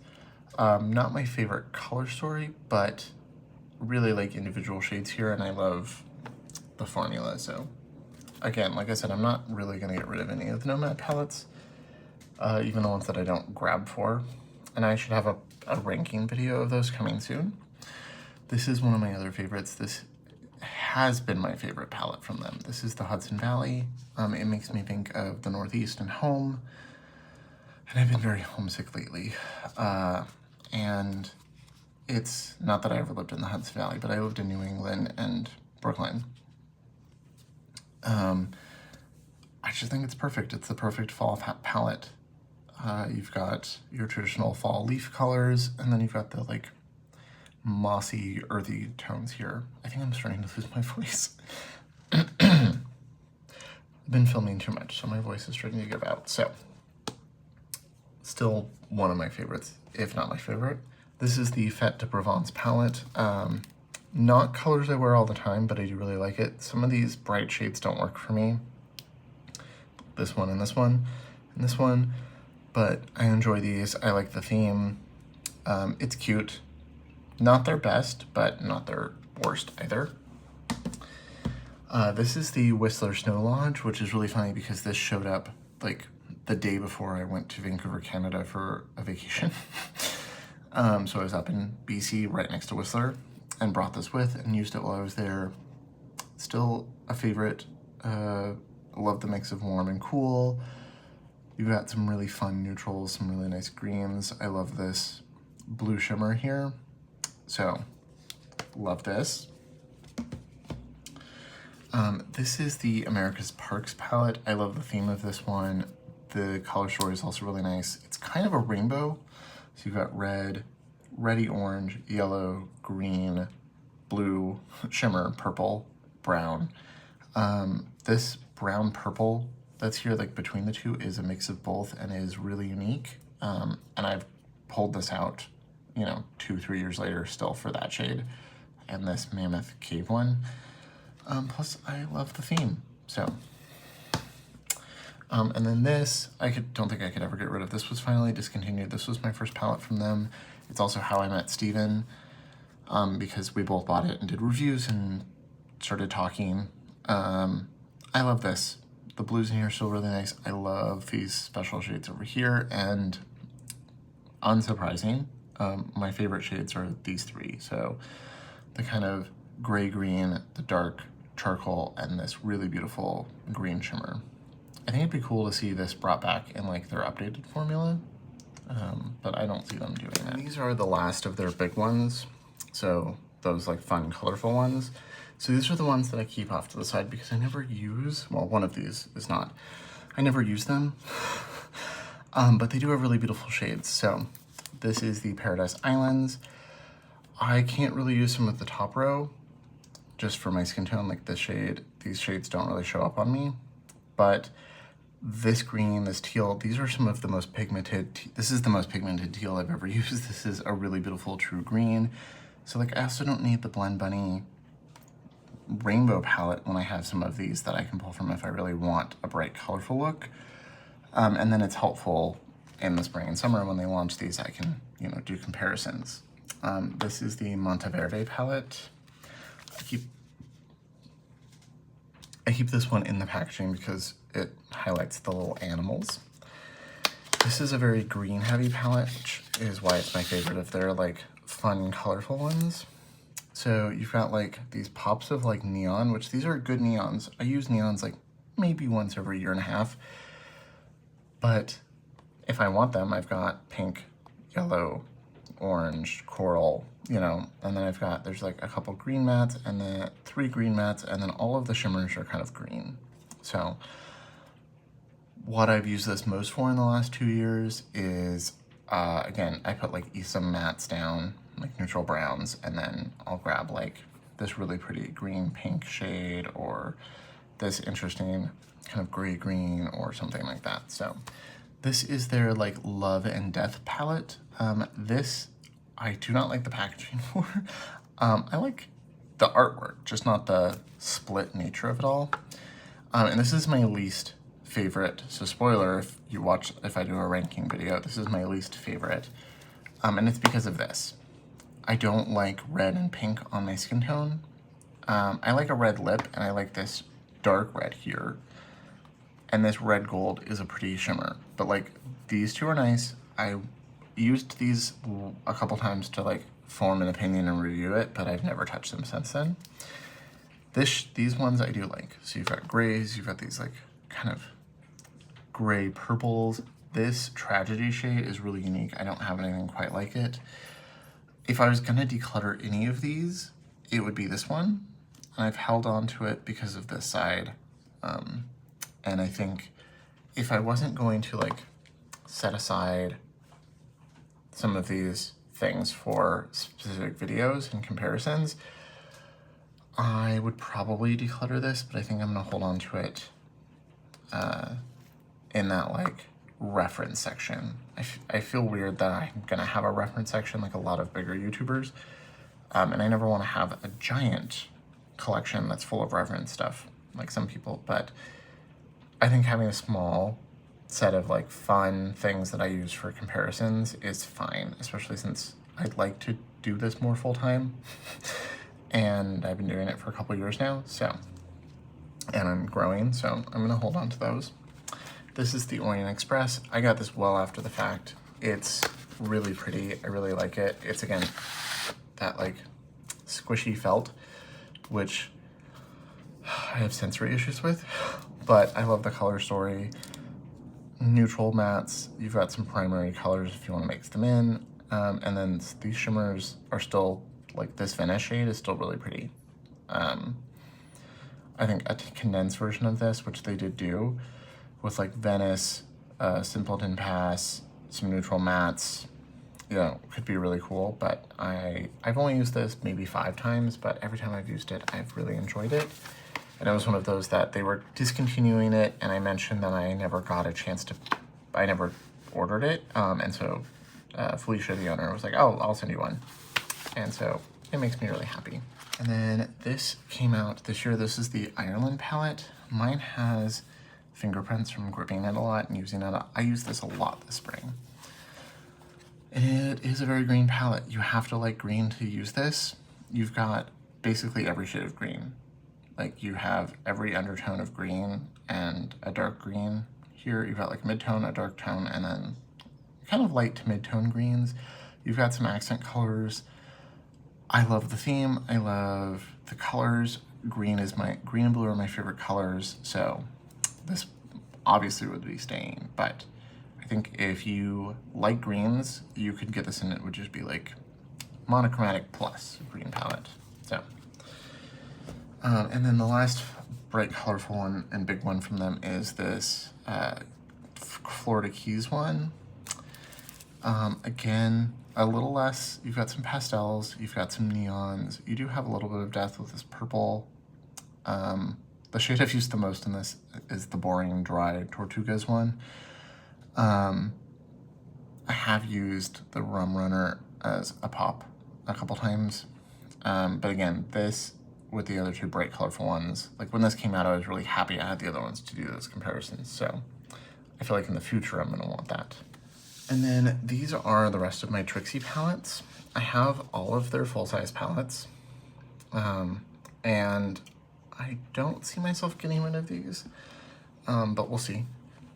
So this is Girl Talk. I love the Trixie formula, so that's the thing, kind of like Nomad. I like the formulas when I want a fun pop of color. They're there, and then because I've bought them all, it's a nice reference. So that's, like, I never use this, so I should get rid of it. I think it was the first one I got from them too. So it's like hard to do. This might be the second one I got from them, but it's fun. The shades in here all work well. It's just not colors I grab. The first one that I picked up from them was their very first, which was Bottle Blonde.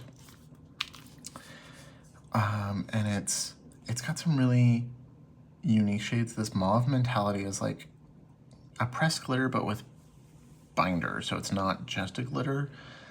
You've got some really nice purples. These neutrals all work really well. Yeah, this is kind of in that purgatory realm, like where I never use these, and I'm like, do I want to be a collector and keep them all, like Nomad? Although I paid for all of these. It's not like I got them in PR. I think I'll hold on to them, but again, we'll see how I feel in the next 12, maybe in 6 months. Maybe I'll do a mid-year declutter. This is the Juno palette. I love Juno Birch. I've seen Juno Birch. This will stay. These are not my perfect neutrals over here. This Human Beans one works pretty well. This one I can use. This one, not so much. I don't like the one shimmer that's in here, but the mattes all perform well. So this would definitely stay. Even if I get rid of these two, Juno would stay. This is, I think, their best palette. This is the Horse Girl. They've changed the formula in this one compared to the other one, so it's even better. And it's a really great palette. So that will go nowhere. This is the one they did with the Ganja. I like that it has, like, you know, the trans colors, and then the greens, and then some neutrals. Nothing wrong with this. The really good greens, really good matte formula. Shimmers are fine. This is, I think, going over here with the maybes. This is the Katya palette. And this is just more of a color thing. The formula is fine. I just don't reach for these colors that much. This is the Katya palette. Really nice. Yeah, I will keep this. I think Katya did a really great job on picking these colors. I like the neutrals with the pop of blue and the hot pink that I'm never really gonna wear. I've used it once. And this is the Trixie palette that came out with that. This is the least me of these, but I really like these shades here, which are also kind of like the ones in Stupid Love palette, so, you know, don't need those. This is a better formula. These sparkly shades are really fun. It's like these pinks I'm never gonna use, but I've used the bunch. I've used this one with these. This is also one that would go in the maybe pile, but then like part of me is like, I have to keep them as a pair. So, and then this is Plant Gay. I love this. This Toad Ally, Totally. A lot of people were like, is it Toad Ally? I know it's Totally. These shades over here are the ones that I've used the most, but I think all of these work well. So yeah, I think I'm gonna keep all of these, but we'll see how I feel. And I love Trixie Cosmetics as a brand. We'll see how I feel in 6 months if I do like a summer declutter. If I end up getting rid of like these ones, I think just keeping these ones. But for now, because I have them all and I enjoy shades in all of them, I've already been storing them. I just will put them over to the side with like the Nomad palettes that I don't use very often. Okay, so here's a couple indie palettes. This is the Melt Amore y Mariposas palette. This is their first that didn't have like the normal pans. I love this. I will keep this. The theming, the colors, the shade names all speak to me. Love the greens here. Some of my favorite green mattes. I wish these two shimmer matte shades were a little more different. And these are the best like wine tone, purple tone mattes I've ever used. So I believe also magnetic. They just don't match their other ones. These are probably the same size as like some of their small palettes they've done, but I don't have those. But yeah, this is gonna go nowhere. I really like Melt's formulas. And then this is the Serenity palette from Cosmic Brushes, now Cosmic Beauty. This was their first really big hyped palette. They've done a lot of stuff since then. I almost bought the one that came out right after this was Muse, I think. But I was like, no, I can hold off. This is like $20. So I think with shipping it was like 25, 28, and I think an impeccable formula. You've got blues and purples, you've got some greens, you've got this peach and a brown, so you can like kind of tone things down if you want. Every time I use this, I enjoy it, but I haven't grabbed for it at all in the last 12 months since my last declutter. I like forced myself to use it around the last one and then I haven't since. And I have other, you know, like the shades that I'm drawn to the most are like the periwinkle, like these ones right here, which I definitely have elsewhere. These are like really great pastels that actually show up in me. And then like, you know, this olive green and the olive green shimmer, which I have elsewhere. This is another one of those that I think is 100% worth the money. Really great formula. It's not good for the money, it's just good and affordable. But I never use it, so I feel like I should give this to someone. And like, it brings me joy seeing it, but also I don't feel as inspired by it as I used to. So I think I'm gonna give this to someone who will give it the love it needs, like some of the other decluttered things where it's not bad, I just don't use it enough to be worth just holding on to. I've only gotten rid of like 4 today. Next, let's do Natasha Denona. So I've got a lot of Natasha Denona. I have mixed feelings about the brand. I don't love everything they do, and some of their choices and mishaps have made me hesitant to buy anything from them in the future. But they do have one of my favorite formulas. So I do have labels for all of these. I still need a label so that I can mix and match, because I will sometimes pull these out for a build your own palette, but then I don't know if it's the autism or the OCD, but like they have to go back in their home eventually. Like they can't just live in the ether, and they have to go in their specific shade spot. Like if they're in the wrong spot, it makes me anxious. But this is the I Need a Nude palette. I think it's a stupid name, and definitely made for people lighter than me. I can get away with this, and there are shades in here I really love. Filigree, Ella, Delilah, Whisper, Silhouette, Tender, Travertine, Vague. I like all of those. I don't really use, this is an inner corner shade for me. I don't use Mia. Mesh is meh. I think Mesh and Stone are too similar on me. But I really like this, and I have no need to get rid of it. This is the My Dream palette. I think this is, it's not my perfect palette, but it is a really nice palette, and I think it is a good kind of best of Natasha Denona. No dupes, but like you get a little mix of cool, a little mix of warm, different formulas. I really like this, and I've been using her palettes again more lately after not using them like all summer, and remembering how much I love them and how much I want to use them more. And that's again part of this, is like I want to put some of the things like this that I don't use all the time either get rid of or put off to the side, so that like I have my core collection, that's what I want to call it now. I have my core collection that I'm using all the time, and this is gonna be part of that. This is the retro palette. I have most of the minis. I don't have the black and white one, Xenon. I want shades from it, but not enough to spend $70 for it. And there's shades in Retro Glam that I want, but again, not for $70. And then the new one pulled too pink for me. So again, I wanted shades from it, like the Jacaranda shade, but I'm not gonna pay $70 for that. This one, really like this. It's got some shades from Lila, and I like the shades in Lila more than this one, like the Lila versions.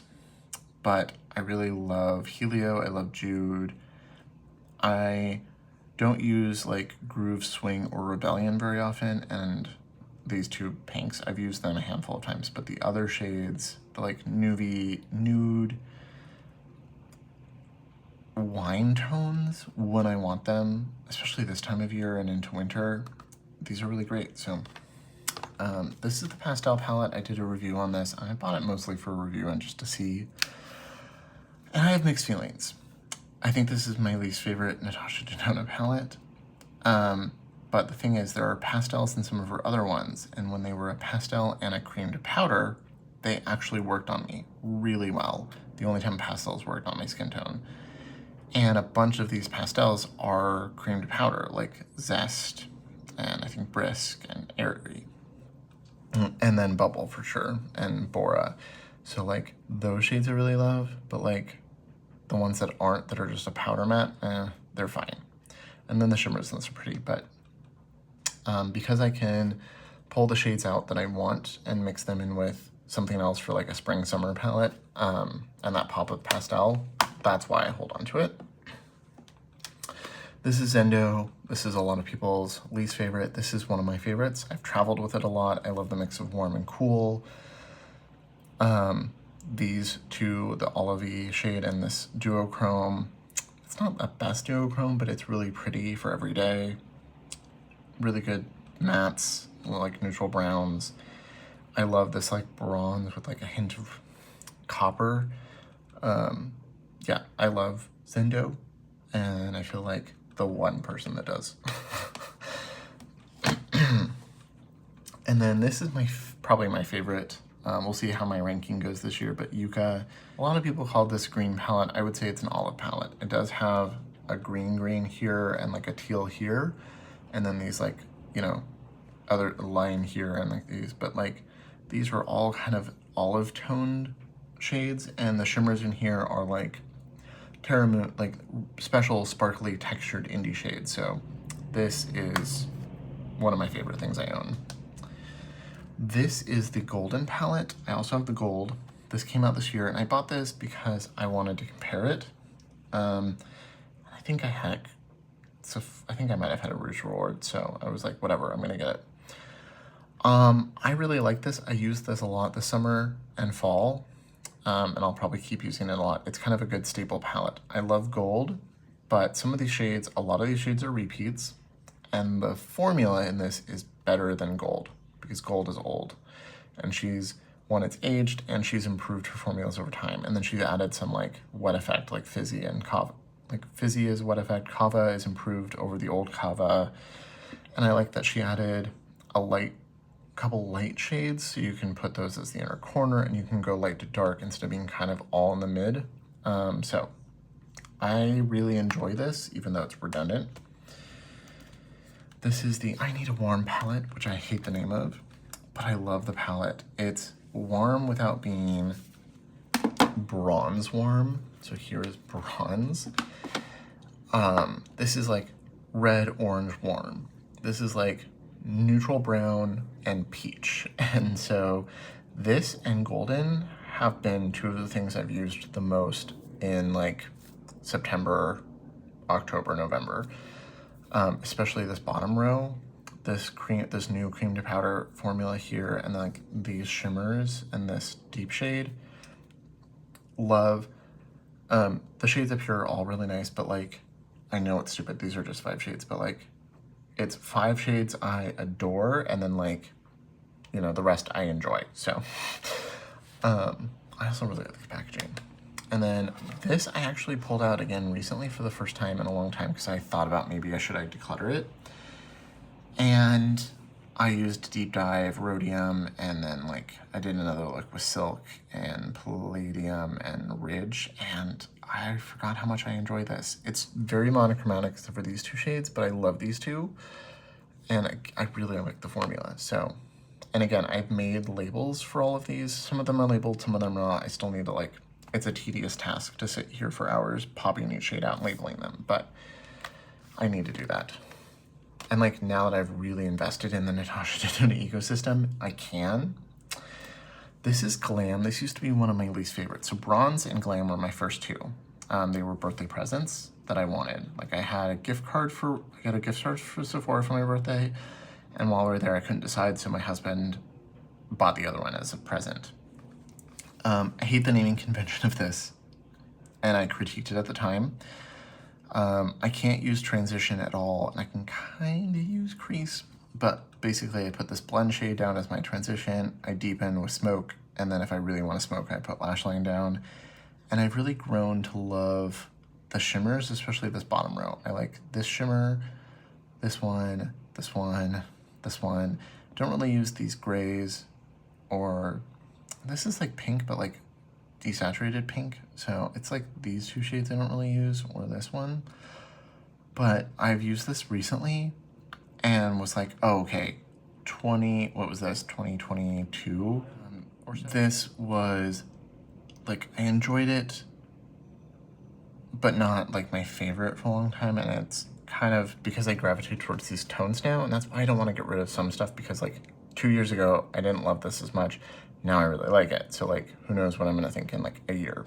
Okay, so this is the Love palette. This is literally my least favorite, but I did get this for $30, so I don't feel that bad for it. And I like certain shades. The purples in here are nice. This Heartbeat shade is a nice red because it's darker. Passion's a nice red shimmer. So if I was going to declutter any of these, I think it would be this, but this in pastel. But because I can pop those singles out. Maybe one day I will pop the singles out that I like and get rid of the rest, but for now, it's just gonna stay. This is Sunrise. This was also a $30 palette that I got, and I actually really enjoyed this one. I love these bottom shades right here. This is a pretty shimmer. These are pretty shimmers up here, so the formula is definitely improved since this, but I like these shades. So this is the original gold palette. This one is very well loved. I wish she would have kept the mustard shade in the new one. I know a lot of people were mad that she took out the blues, and I also kind of am, but I'm happy I have them here. I do think she should have just made this, like maybe made this shade a little lighter, or replaced one of these two and kind of kept it the same but with the new formula, but you know, not my brand. So I'm happy to also have this still because I still love it. I love Dijon. I love these shimmers over here. I don't like these two that much. These two have never worked that well for me, so her new formula is better, in my opinion. These have always been kind of hard pan and not really wanted to work for me. And that's not just an age thing. They've just always been like that. This is Metropolis. This has historically been my favorite. I wish she would do another one of these. And I really wish she would, because this is 28 pan, like the green brown and the blue purple. I wish she would re-release those this size, like a $100 version that's 28 smaller pans. I would buy those in a heartbeat because I never got them, and I still want them. It's kind of a chaotic layout, but there's so many shades in here and I love, so this is never going away. This is Leela. People called this her purple palette because of the packaging, but it's not actually a purple palette. Like, you've got a purple and two pinks, but if you like cover those, everything else is neutral. But they're neutrals I really love, and kind of what got me into cooler neutrals and like some of these softer shimmers versus like high impact sparkle texture, which I do love.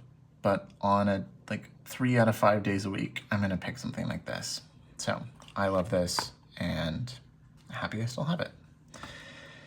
This is Circo Loco. This I don't think either of these were worth $100 and something, but I bought these, it was $100 for both of them, and I'm fine with that. Because I don't need giant pans of these colors. But I do think individually, and I don't like this color story as a color story, but I like, and Fun to Mime, that's one of those where I was like, this shade doesn't show up on me, but this shade does, and it's because this is a cream to powder and this is just a powder. So this is where that like desire for pastel came in. I wish this was a midi so I could mix it with the rest of them, because I'm not gonna mix these. I might mix these with Leela. But I'm not gonna mix this with gold. So I really enjoy individual shades here, and I will reach in for like a shade like Aerialist, but not my favorite. And then Trio Chrome has a lot of paleness to it, but I still really love it. I love the green row. I love the Purple Row.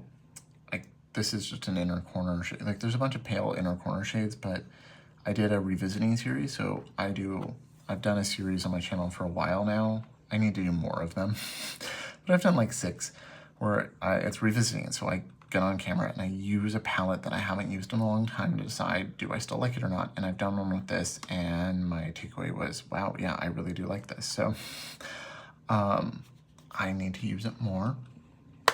But yeah, none of those are going away. I just need to rearrange. Right now I have the big ones separately from the little ones, the middies. And I want them all to be together so that it's just like easier to use. Okay, so I've got Viseart and some indie palettes here. So these are the rest of my Tammy Tunica Sigil inspired palettes. These aren't going anywhere. I could have kept these with the small palettes, but I didn't. But this is a beautiful Misty Fog palette.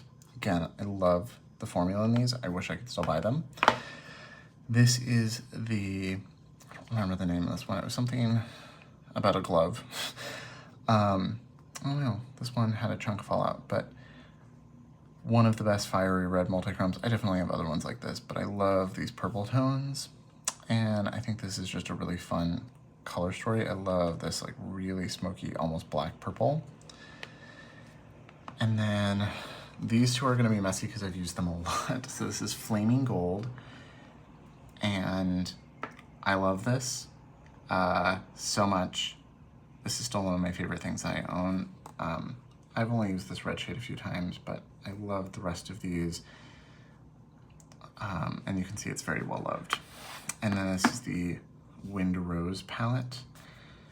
And this shade's too pale for me. I can use it as an inner corner if I want, or blending out one of these. But the shimmers in here are top notch, like some of the best I've ever used. I need to use this black one soon. I've been in the mood for a black smoky eye. Maybe use that with like this on the inner corner or tapped over it. These are my other lethal palettes. So this is Berlin 89, small pans as the walnut palette, but I like this color story more. I like the theme of this. I've had fun every time I've used this. I feel like this is, I think, on the chopping block just because I never use it anymore. And I have these shades elsewhere, and they're not the same lethal pans where I can mix them in with something else. But like, they still perform really well though. So I think I will hold on to it and we'll see how I feel in my mid-year declutter. This is the, I think, Wild Flower palette. I don't remember the name of this one. It's very purple. Again, I think this has way better shimmers than the one below it or the other ones over there. Really like this. If I was gonna declutter this as a palette, which I might, I would put these in with my singles in my empty magnetic palette. So this will stay for that. And then this is the Velvet Dust. This is what really got me into lethal. I bought this and like some singles and I fell in love. I've used this recently. The shimmers are fine. They're not my favorite, but the mattes all are still really lovely. They've improved since then, but this is also discontinued and, you know, old, but still works fine and still pretty. So kind of like the other ones where I might depot this into my magnetic palettes, and then keep the shades, and then I can always, because it's just empty and says lethal, I could keep these as like lethal build your own palettes. So of my Viseart palettes, and these are going nowhere. I would actually like to use these more than I already do. So this is Le Marais, which is one of my favorite neighborhoods in Paris and one of my favorite palettes. It's a perfect fall palette. I love Viseart. I think they're severely underrated. So this will be staying. This is Cashmere Charmeuse that came out last year. I think this ranked as my favorite palette from Viseart last year and probably still is. I haven't bought anything new, so I don't really need to do an updated ranking. I love this. I will be using this week. Well, today is Friday. I'm behind on filming, but that'll get used next week. Cashmere, really beautiful. Love the packaging. I didn't buy their new palette, the Cyrenus but it was tempting. I just held off. Really love this. I've had this not as long as some of the others, but I really enjoy this. This is the Violette Étendue, and you can see why I don't really need like the rainbow palette or some of these other things, because I prefer this formula to a lot of other things, and I've got the bright pops of purple plus some cool neutrals. Between this, Pat McGrath, Natasha Denona, and some other, you know, my luxury quads that I use all the time, I don't really need that much. This is the Violette Vespertine. I really like this. It's a little more desaturated. Really lovely palette that came out last year. Love this. This is the Soleil La Plage. This is probably my least used of these because it's so pale and bright. But in the summer, when I do want some of these mattes and like a soft sheen on the lid that's not like too heavy or too much, especially when it's hot and I don't want to wear anything, this is really nice. I bought this last summer and I used it a little bit this summer too. Plus packaging, cute. And this is Bijoux. This was my first one of these. I love it. It's very jewel tones. I don't use jewel tones all the time anymore, but I like that it's like neutral mattes with jewel tone shimmers, which is how I'm gonna wear them if I'm gonna wear them. So now it's time for my Pat McGrath palettes. So I'm not going to get rid of any of the motherships. I love them. It's one of my favorite formulas of all time. I don't like the packaging of this one, but that's fine. I hate that it has the zip tie. It has the tie things on. Like if you're not going to include them, why are they there? I don't get it. But this is a really beautiful all shimmer palette that I really love this time of year. It's basically just a bunch of one and dones, and then I don't really use these two that much, but I use all of these as one and dones. And again, you've got blue, but it's like, this one's bright, but not as bright as some others. And then you've got some nice depth here, and then I love this shade, this shade, and this shade, and like these four as one and dones. And this like kind of green champagne, love these. I will say never pay full price for a mothership. I've used a gift card or gotten them on sale or something like that. Like she often has 50% off sales, so like never pay full price. But I love these. This is number 2. This is Sublime, I believe. Yeah, this is Sublime. I got this last year after wanting it forever, and I really love it. I love this green. It's got like a blackened purple base, and like this with this shade buffed around the edges is a really beautiful, impactful green look. This is a really nice everyday shade, so is this. This is really dark, and I think it is called dark shade or something, or deep shade, but if you use a fluffy brush, one thing I love about her shades is they're very pigmented and they build, but if you use a light fluffy brush and a light hand, you can also shear them out, so they're really versatile for all skin tones if you use the right tools and techniques. So love this fall palette. Some of my packages kind of came messed up from Sephora or the brand, but I still love the art and the fact that it's a little bit of a pain to open, but like it also lets me know which one's which, so I keep them in there. Moonlit Seduction, this is a newer one. I'm still really shocked we didn't get a mothership this year. These are heavy. I love these. I love this. This is one of the best cool tone palettes out there. Like this doesn't have her baked formula for the special shades, but they're still really beautiful. You've got a plum shade, you've got a rosewood here, so like rosy neutral, and then this one's like deeply purple, deep plum, but like still neutral. Love the shimmers in here.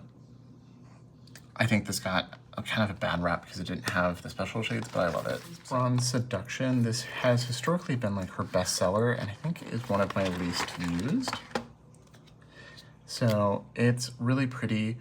This shade is not the best performing, but I love the tone of it, so I will use it. Really like this one because it's copper, but it's like not orange copper. I don't really wear red, as I've said, but I do like this rose gold, and I love those two shimmers. So out of the three original, this is one of the original ones, but out of the ones that have like the monochromatic red, blue, green, like special baked shade. The red is my least favorite, but I love this purple. I love these mattes. This one's fine, and then I love these special shades, especially this like green gold duochrome and this sparkly one. So this is one I need to use more. This is probably my second most used palette from Pat McGrath and one of my most used in my collection. So this is Mothership 1 Subliminal. Perfect cool tone palette. I could probably get rid of most of my cool tones and just keep this. Perfect taupe cool tone shade that's not too cool, so it doesn't look ashy on me. You get darker, you've got a black. These are both one and done kind of satin shades that I love if I want like more smoke or more purple. Love the iridescent blue, love this like pale kind of yellow gold. I would not change a single thing about this palette. So, love this. This is my favorite Pat McGrath palette, Midnight Sun. It is the one that I bought first as well, because it was like my most me color story. So I've got perfect transition shade.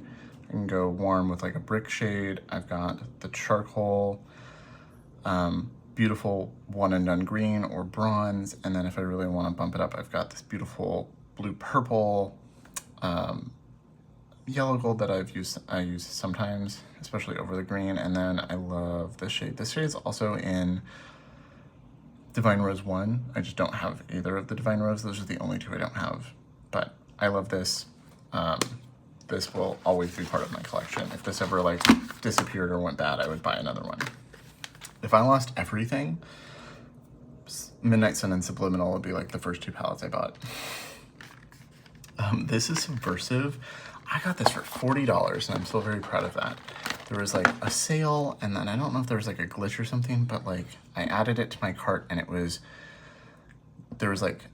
used my friend's affiliate link, and I think between the sale and her affiliate link, it came to $46 or $47. And I was like, okay, I was in the middle of class, I was teaching, and we were on a break. And I checked my phone, saw the text that there was a sale and it was back in stock and from Jamila. And I clicked her link and I was like, oh no, I can get this for $47. I'm buying it right now before I start teaching again. I love this. I need to use this shade soon. I need to use this shade soon.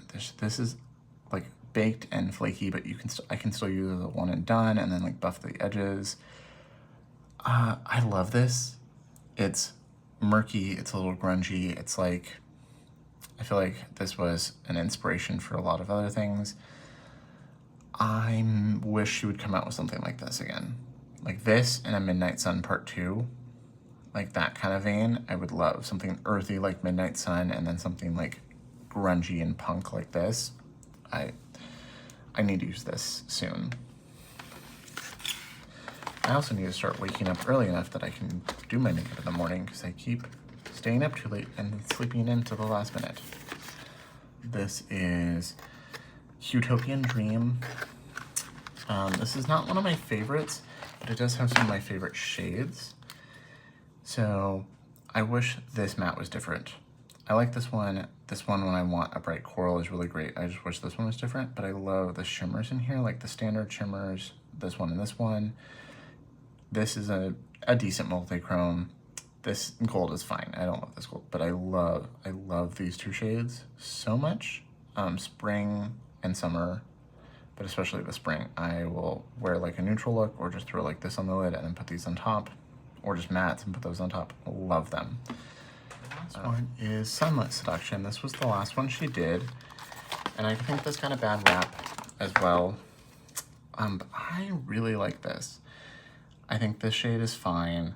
It's a little pink, but I will use it sometimes. I like this shade and this shade a lot. I like these two mattes. I love both of these shimmers for like a brighter bronze and a more brown. And I've used this shade here, and it has like enough depth that I will sometimes use it, and this one's very pink to gold. But I love this shade, I love this shade, and on occasion I will use those. So, not my most used Pat palette, but I think still really beautiful. These are the three holiday palettes I have from Pat. The first three, I didn't buy last year's, that was like the face and eye, and I didn't buy this year's because it just didn't speak to me. It looked pretty, but like nothing. It's not worth the money for me. This one was, I bought this one first, Celestial Odyssey, and then I was sad I missed this. They restocked it, and then Steven, I think, bought it for me as a gift. Like that was my Christmas gift. And I really like this. I don't love the mattes in this one because you've got this dark kind of red brown, a plum, and a pink. And I've used the pink, meh. I've used this one, I will use those together. This one's fine, but I like this for the shimmers. So this was like, she took the Star Wars palettes that she did and like put them together and added some shades. And like as a collection of singles, I really like this. I like all three of these. I love these two. I love this one. I like this one a lot. I just need to use, this one's really pretty. I just need to use this one more. So I need to, kind of like the big Natasha Denona, they're like off to the side. So I need to move it. This is Celestial Odyssey. I love this one. This is my favorite of them. I even bought this for my best friend. I love this. So you've got two mattes of pink, but like, I think a different kind of pink. And then another like plum, and then the two browns. I mostly use the browns. And then I just love the shimmers in here. This is one of my favorite shades in my whole collection. It looks kind of rough because I've used it a lot. I haven't used it in 2024, but this is, you know, 4 years old, and for 2 years I used this at least once a week. And I love these two. I love this blue. I like this brown. So I love this one. Packaging, fine, but I love the shades. And then this was, so not this year, not last year, the year before, so 2022. I was so excited for this. I did a review on it, and I do like individual shades in here, but this is my least favorite of them. I really like this shimmer. I like this shimmer. I like this shimmer. And the mattes are here, and my excitement for this was that I wanted colorful mattes in Pat McGrath's formulas. So you got a green, a blue, some purples, orange. So I don't, the shade's really pretty, but I don't use them very often. So this is, I think this is in purgatory for me. If I don't use this in the next 6 months, I'm gonna get rid of this. But I need to use it some more. I like that it's kind of like 3 6-pans. Yeah, I'm tempted to just declutter it, but I really wanted these mattes in her formula, and they were fine. They're not the best mattes I've used. I think I'm just gonna declutter this. It hurts to say. I do like this purple, I like this blue, I like the green, but I have, as you can see, lots of greens and lots of blues and lots of purples. So I think I'm gonna pass this along to someone who will use it more. Okay, so I'm nearing the end. Here is all of my Melt palettes. I'm gonna scoot them over. These are not going anywhere. These are special to me. I got them after they came out, and I don't use them very often, but when I want these tones, I really like them. And I have a Sugar Skull tattoo. I love the theme. I love the art. I own art from this artist. So these are going nowhere. I've used this one a lot. I've used this one a little bit less, but these dark mattes perform beautifully. The shimmers in this one sucks. This one's fine. And this one's meh. This one's nice. But the mattes in here are beautiful. And yeah, these are going nowhere. Plus that, I just can't. This is 420. This was decluttered to me from Jamila, I believe. She hated this. And I did not struggle with it like her. I don't like the shimmer, but the mattes all worked really well for me.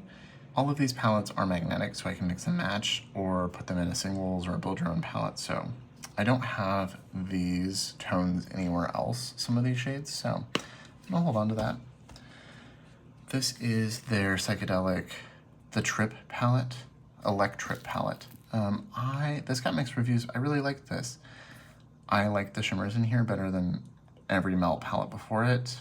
The mattes, I think the mattes were a little less pigmented than they used to be, and so people were pissed about that. But I still think they worked really well, and I think this is really a fun palette. I don't think I'm gonna get rid of any of my melt palettes, actually. I should use them more. This is Gemini 2. I know some people's have molded. Mine have not, and I've never had an issue. I store this in my bedroom. I don't wear rosy tones or pinks very often, but this is like my perfect rose color story. So if I want to, I can, and I've done looks where I layered literally every one of these shades, and they layered beautifully. I love these greens. I think this Mateo shade is the one that people have had issues with, but mine's fine. So I'm gonna keep that. Gemini, this is one of my favorite palettes of all time. I love the, you know, yellowy brown neutrals and olive tones. They just work really well with my skin tone. So that's going nowhere. Rust, again, one of my favorite palettes. I've used Gemini and Rust the most out of my melt palettes. I've used them in the last few months. I love them. They're not going anywhere. I think those are the best bet if you really wanted to try melt. I would pick Rust or Gemini. This is the Mary Jane. This is discontinued and was hated by most, but I really like it. It's a smoky palette. This shade is not very pigmented and just meant to blend the edges of the other shades, which I enjoy. And then I love these like smoky olive tones here. Yeah, and then you've got some topper shades. These don't do much over the shimmers or over shimmers in general, but toppers over a matte or like over just eyeliner, really beautiful. I hate the packaging with this bumpy, but whatever. And then these are the Nightmare Before Christmas ones. I don't like the packaging. I don't like that they don't match the rest. But the shades and formula are really great. This is the Christmas Town and Halloween Town palettes. I did reviews of these. I bought the whole collections. These have the best shimmers they've ever done. I know some people are like, I hate these shimmers. I think Linda Glitter Fallout didn't like the shimmers in these. I really like these shimmers, especially this one and these two. I will probably never really use the Sandy Claw shade again, but I like these dark tones. The greens were nice, and I liked, yeah. I feel like most likely I'm going to get rid of the packaging and pull these shades out and put them in a magnetic palette because I don't like the packaging, but I like these individual shades. Okay, so I've got some indie palettes to finish and then I'm done. So we've got Oden's Eye and Kaleidos. These used to be two of my favorite brands. I still really enjoy them, I just don't buy them very often. So let's do Oden's Eye first. So these are all of their collaboration palettes.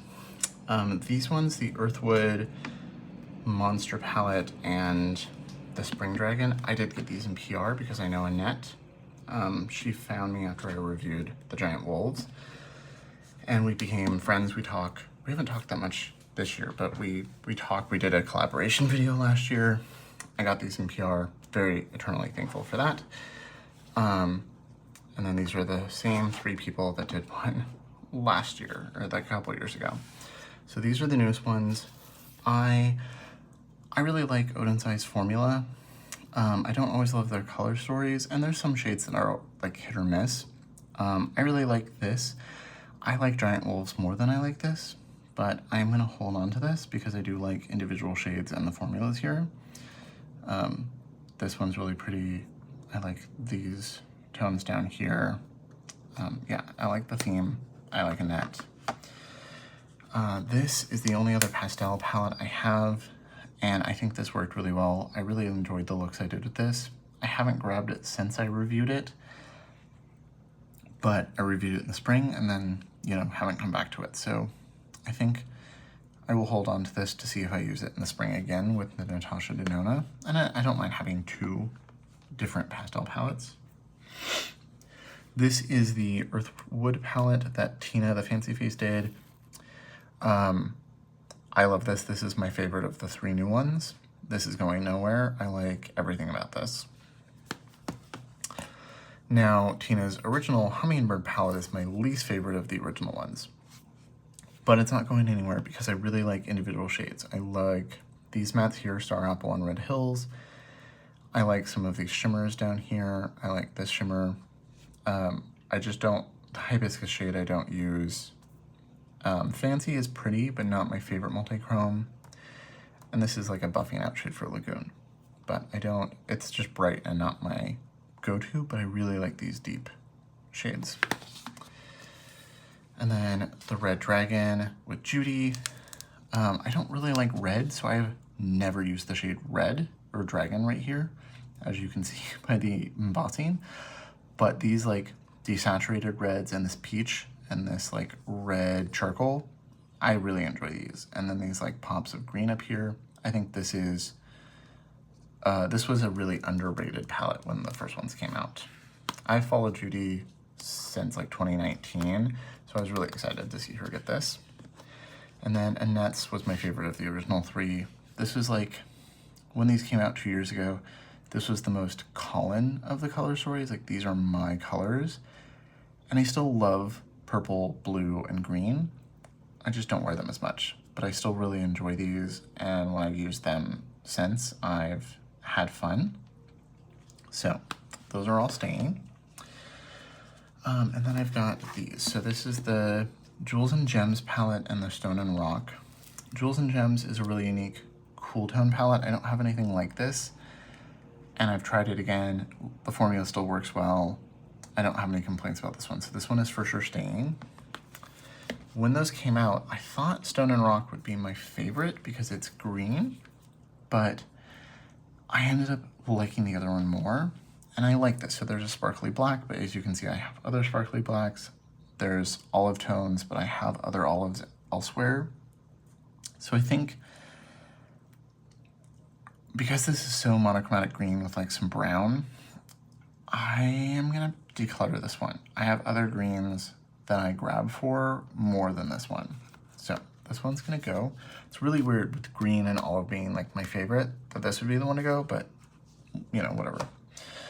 This is the Solana 2 palette. I never tried the first Solana. This is nice. I did use it again recently, and I liked the shimmers, like this purple, this galaxy matte, like this middle row is really pretty. Yeah, I used this again recently, and I was like, oh yeah, this is really pretty. I really like this. But I haven't used it much in the last, I don't know, 16 months. So I used it and was reminded how much I like it, but I also have, I think, similar shades to a lot of these. So I think I'm gonna declutter this one as well so that it can get use from someone else who doesn't have a bunch of the same. These are their first Christmas palettes. I didn't buy the ones last year or this year. I didn't like the way they looked at all. This is my perfect one of these. You've got neutrals, you've got cool tones, you've got blue, you've got green, you've got like these like bronzy tones. I love this. I have used it since it came out. I still really like it. I think this is one of the best things I've ever done. So that is going nowhere. This is the Merry Christmas palette. This has shades that I enjoy. Like Hot Cocoa is pretty, especially with gingerbread. Jingle Bell up here is pretty. Elf Wish is pretty, this like lime green with some pink and gold in it. Snowman's pretty, but I can pass this on. I will not get rid of the Christmas Eve palette, but this one, yeah, it's just a red and green palette. I think it's a good red and green palette and better than anything they've done since, but I don't need this, so that can go. This is the Hella palette. This was Angelica's. I know it's kind of cartoonish, but it's still, as an osteologist, the bones are a little off and it bothers me. But I've used these pinks to review them, but I don't like these color pinks on me. I definitely have dupes for all of these greens up here, but what I've kept this for is like, yes, those are pretty and work well. I could dupe them with Melt or many other things. Yucca. I don't have anything else quite. I have another black sparkly shade in that Tom Ford quad. I don't have anything else quite like Soot or River, and that's why I've kept this.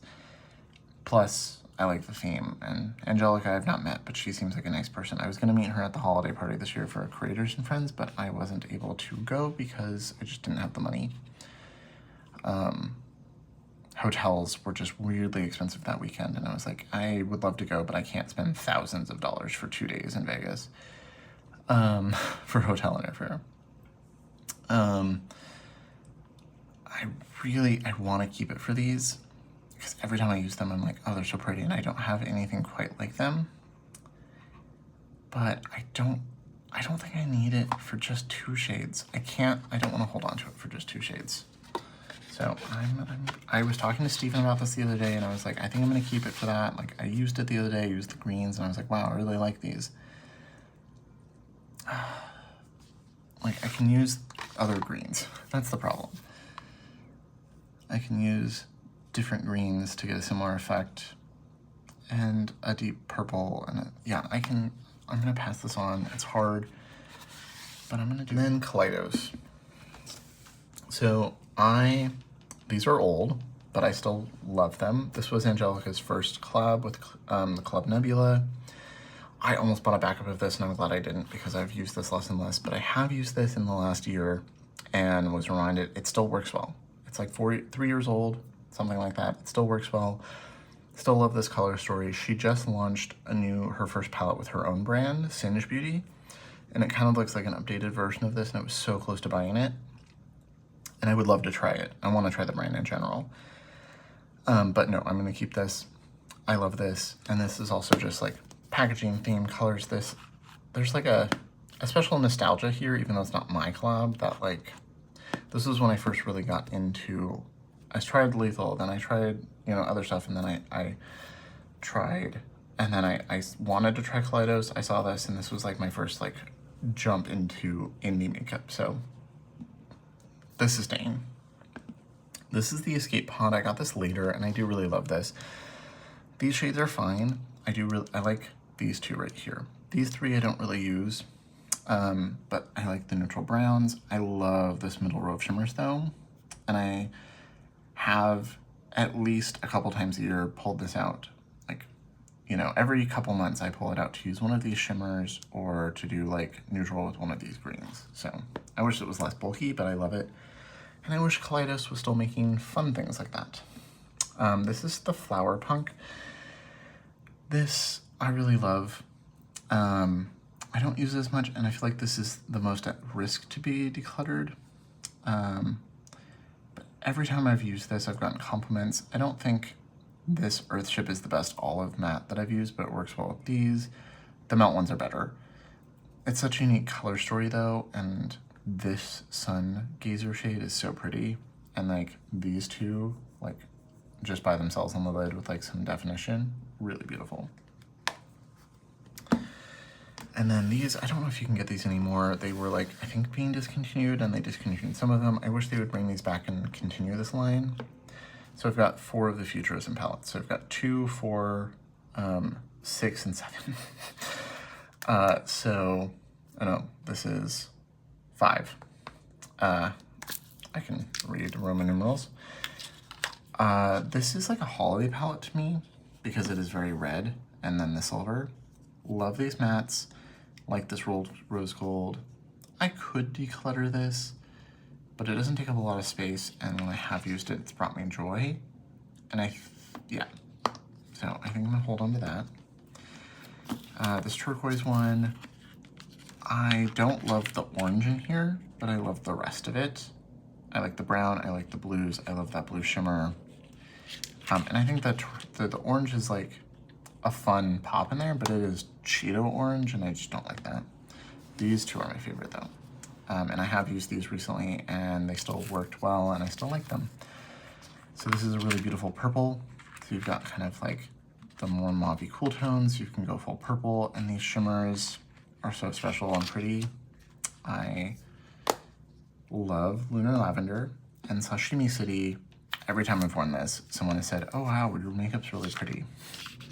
So you've got peachy mattes, yellow mattes, and then these 2 really beautiful shimmers. This is like a perfect 6 pan. I think it could go a little darker. Like this and this could just be a slight more depth. but I love it. So, okay, so this is everything that I'm decluttering.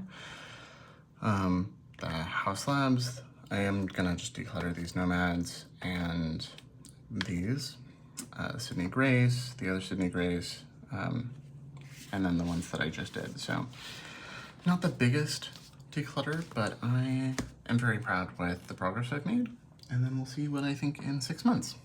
So thank you so much for watching if you got through this whole thing. I know this was a really long one because I have a lot of stuff. So I will be back to normal content next week. I have best of things, favorites, and then I have some rankings and some other like end of year stuff, plus some like regular videos that I've just not had time to film. So you will see all that coming soon. I'm gonna start filming tomorrow. So yeah, thank you so much for watching. Remember to like and subscribe, and I will see you guys in my next video.